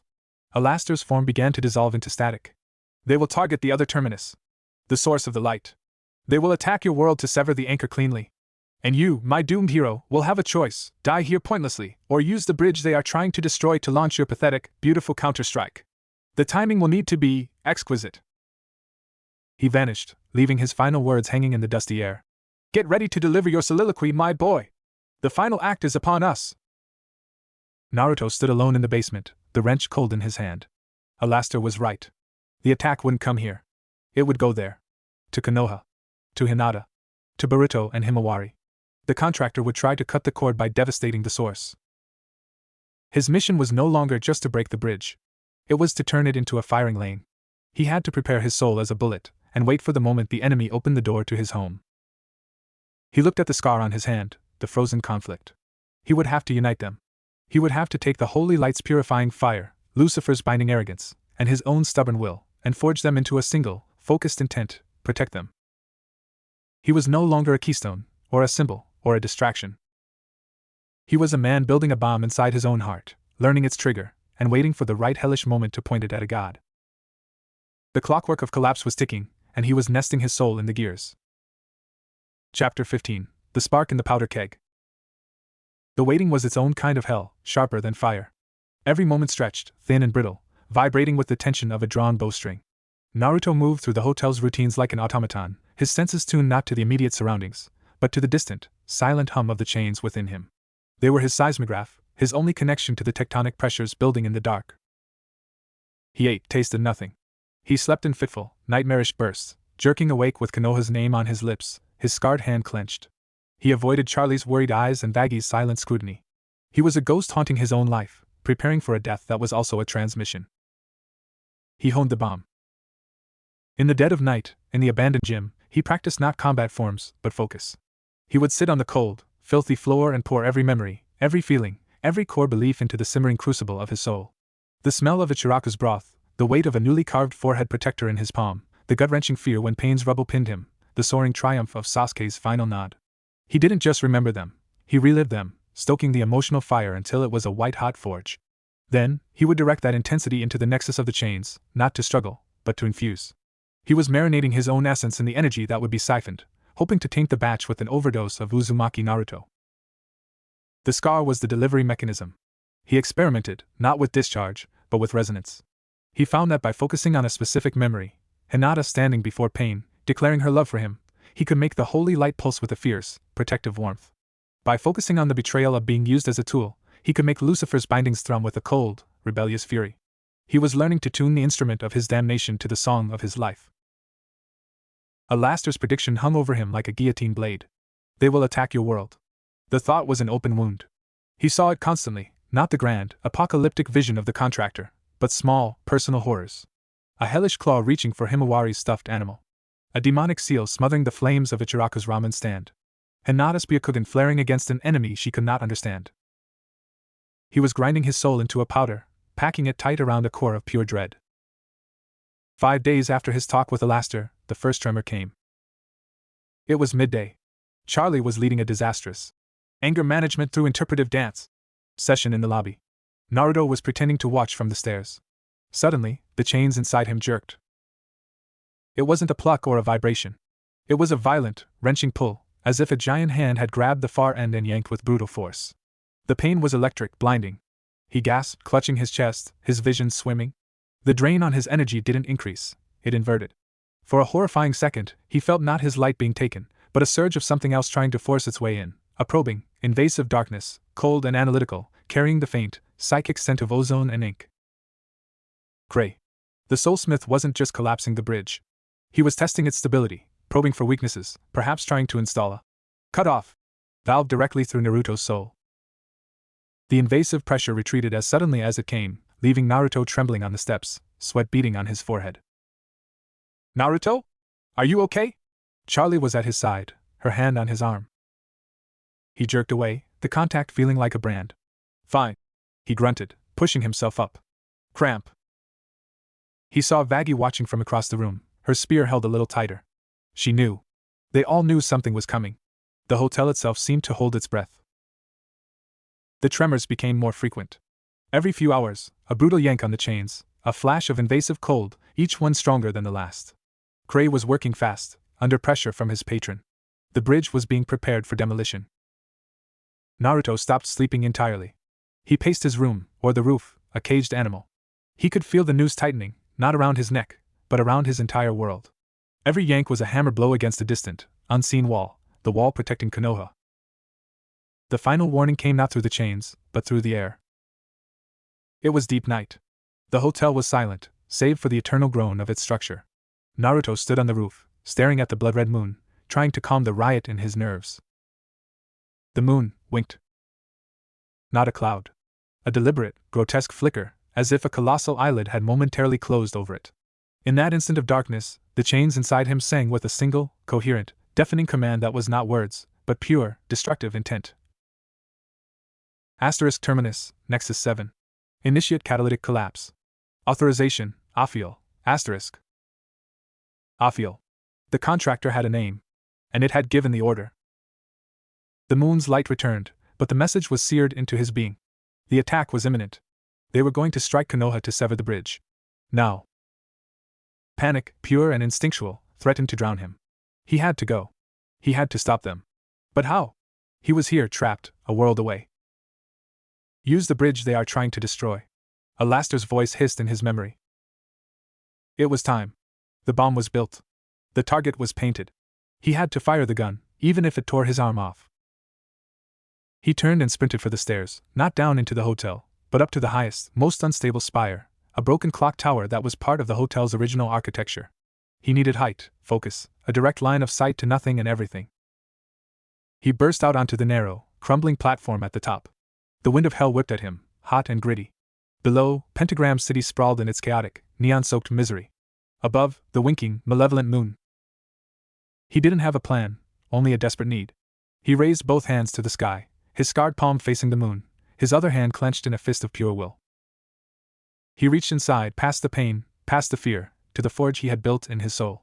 He gathered every memory, every bond, every laugh and tear, every lesson from Irika, Kakashi, Jiraiya, every promise made to a village, every kiss from Hinata, every rebellious grin from Boruto, every hug from Himawari. He took the infinite, messy, beautiful data of his life, the very thing Aphiel had rejected as noise, and he compressed it. Not into a weapon of hate, but into a spearhead of pure, defiant context. This was what they wanted to consume. This was what they called fuel. Then let them choke on it. He funneled this compressed totality into the root of the chains, into the very heart of the bridge's connection to him. He didn't try to break them. He tried to overload them with meaning. At the same time, he gripped the scar. He called to the holy light, not with a command, but with a shared purpose: protect the innocent. He offered it the image of his family, his village, undefiled. The shard blazed in response, a white-hot star of righteous fury. He called to Lucifer's bindings, not with submission, but with a shared rebellion: defy the order. Spoil the design. The black lattice glowed crimson, vibrating with arrogant, disruptive power. For one impossible, agonizing second, he held all three: his soul's message, heaven's fire, hell's defiance, in a tense, screaming unity within the framework of the scar. They were not blending. They were aligning, like the lenses of a telescope, all focusing on a single, distant point: home. He aimed not at the moon, not at hell, but down the chain. He aimed along the bridge itself, following the psychic pathway that led from him, through the siphon, to the source of the aggression, to the point where Kray's magic was right now trying to lash out and strike Konoha. He became the conductor. The message was the current. The scar was the focusing array. With a scream that tore his throat raw, a scream that held the names of everyone he loved, he released. There was no beam of light. No explosion. The very air around the clock tower bent. Reality itself shrieked in protest. A silent, concussive wave of conceptual energy erupted from him, invisible but tangible, a shockwave of concentrated identity, sanctity, and rebellion that traveled not through space, but through the metaphysical conduit of the bridge. In his mind's eye he saw it, a torrent of gold, white, and crimson, screaming down the green-black chains like lightning down a wire. It hit the far end, where Kray's delicate, invasive magic was poised to strike. The feedback was instant and catastrophic. A psychic detonation echoed back through the link, not of power, but of ruined craft. He heard Kray's distant, shrieking wail of ultimate professional agony as his precisely laid spellwork was flooded with a tsunami of incoherent, sanctified, rebellious sentiment. It was the absolute antithesis of clean, consumable energy. It was spiritual vomit in the sterile laboratory. The chains didn't break. They melted. The green-black links dissolved from the far end inward, consumed by the contradictory fury he had sent. The bridge wasn't collapsing, it was being dissolved by acid. But the pain. Oh, the pain. It felt as if his soul was being unraveled along with the chains. He was screaming, but no sound came out. He was on his knees on the platform, his scarred hand pressed to his chest, feeling the connection to his own chakra, long muted, flare into agonizing life as the suppressing bindings vanished, only to be immediately consumed in the backlash. He had done it. He had blown up the pipeline. But as the last of the chains vaporized, severing the connection to Ophiel's design forever, he felt a final, terrible lurch. The bridge was gone. But the explosion had direction. And momentum. The focused torrent of his soul, his message, his weapon, had nowhere to go. The target, Kray's spell, was destroyed. The conduit, the bridge, was gone. But the energy, the intent, had to go somewhere. With the path of least resistance violently removed, it rebounded. Not back into him. That would have vaporized him instantly. It shot sideways, out of the dissolved metaphysical architecture, and into the closest, most analogous, most available medium. It slammed into the fabric of Pentagram City itself. For a half-mile radius around the Hazbin Hotel, the Hell's Cape shivered. Neon signs flickered and spelled out random, hopeful words like believe and Brahman. The wailing of the damned hit a major chord for 3 perfect seconds. A shower of glowing, cherry blossom pink sparks, the exact color of Sakura's hair, drifted down from the smoke-choked sky. On a wall nearby, a perfect, clean image of Konoha's Hokage monument etched itself into the rusted metal before fading. It was a temporary, bizarre baptism of alien sentiment into the heart of hell. And at the epicenter, Naruto Uzumaki collapsed, utterly empty. The chains were gone. The scar on his hand was dark, just a knotted mass of dead tissue. He felt hollowed out, a shell. He had fired his soul as a bullet. He was spent. But as darkness swam at the edges of his vision, he felt one last, faint, distant echo through the void where the bridge had been, not a scream of pain, but a startled, confused jolt of protective chakra. Hinata's. Somewhere, far away, she had felt something. A surge. A warning. A kiss goodbye. He smiled, a bloody, broken thing. Then the clock tower platform gave way beneath him, and he fell into black silence, the powder keg exhausted, the spark gone, leaving only strange, quiet petals drifting over hell. Next. Chapter 16, The Ashes and the Echo. Consciousness returned in pieces, a broken mosaic of sensation. First was the pain, a full body ache that made the aftermath of the Fourth Great Ninja War feel like a spa day. It was a deep, hollow pain, the kind that follows the total expenditure of something vital. Not just chakra, but spirit. Next was sound, a frantic, overlapping chatter that slowly resolved into voices. Pulse was off the charts. I felt it in my feathers. What did he do? The readings are nonsensical, Charlie. The ambient sin density in the entire district dropped by 15% for 6 minutes and has been replaced with what my sensors are calling benevolent nostalgia and culinary ambition. He's burning up. And his hand, the energy signature is gone. It's just dead flesh. Move, let me see. The binding is inert. The holy shard is dormant. Interesting. Not destroyed, hibernating. And the foreign energy within him is depleted. Profoundly so. The last voice was Lucifer's, a clinical murmur cutting through the panic. Naruto forced his eyes open. He was in the infirmary, on the same cot. Blurry figures resolved, Charlie, wringing her hands, Vaggie, arms crossed, face pale, angel dust hovering near the door, Husk by the cabinet, taking a long drink directly from a bottle, and Lucifer, standing at the foot of the bed, peering at him with an expression of fascinated dissection. He's awake, Vaggie stated. All eyes locked onto him. The pressure of their stares was almost physical. What? Naruto rasped, his throat raw as sandpaper. Happened? You tell us! Charlie exclaimed, leaning in. There was a shimmer. Then a feeling like the whole city sighed. Then the clock tower started crumbling and you fell 3 stories into a pile of sentient garbage that was, for some reason, weeping happily. And there are cherry blossoms growing out of the asphalt outside. He tried to sit up. Agony lanced through his chest. He fell back with a grunt. The bridge, he managed. Is it gone? Lucifer nodded slowly. The parasitic bindings on your soul have been completely severed. The residual magic has dissipated. Whatever you didn't just break the connection, you scoured it. With what I can only guess. His gold eyes were piercing. You look like a lantern that's had its candle snuffed. There's almost nothing of your unique signature left. Naruto closed his eyes. A weary, profound relief washed through him, so deep it felt like grief. It was gone. The siphon. The chains. Konoha was safe from that vector. Aphio's design was ruined. Good, he whispered. Good? Charlie cried. Naruto, you're fated. And the energy you released, it changed things. Temporarily, but it did. Demons were reported sharing uncomfortable memories of their mothers. A gang war stopped because both sides suddenly craved taiyaki.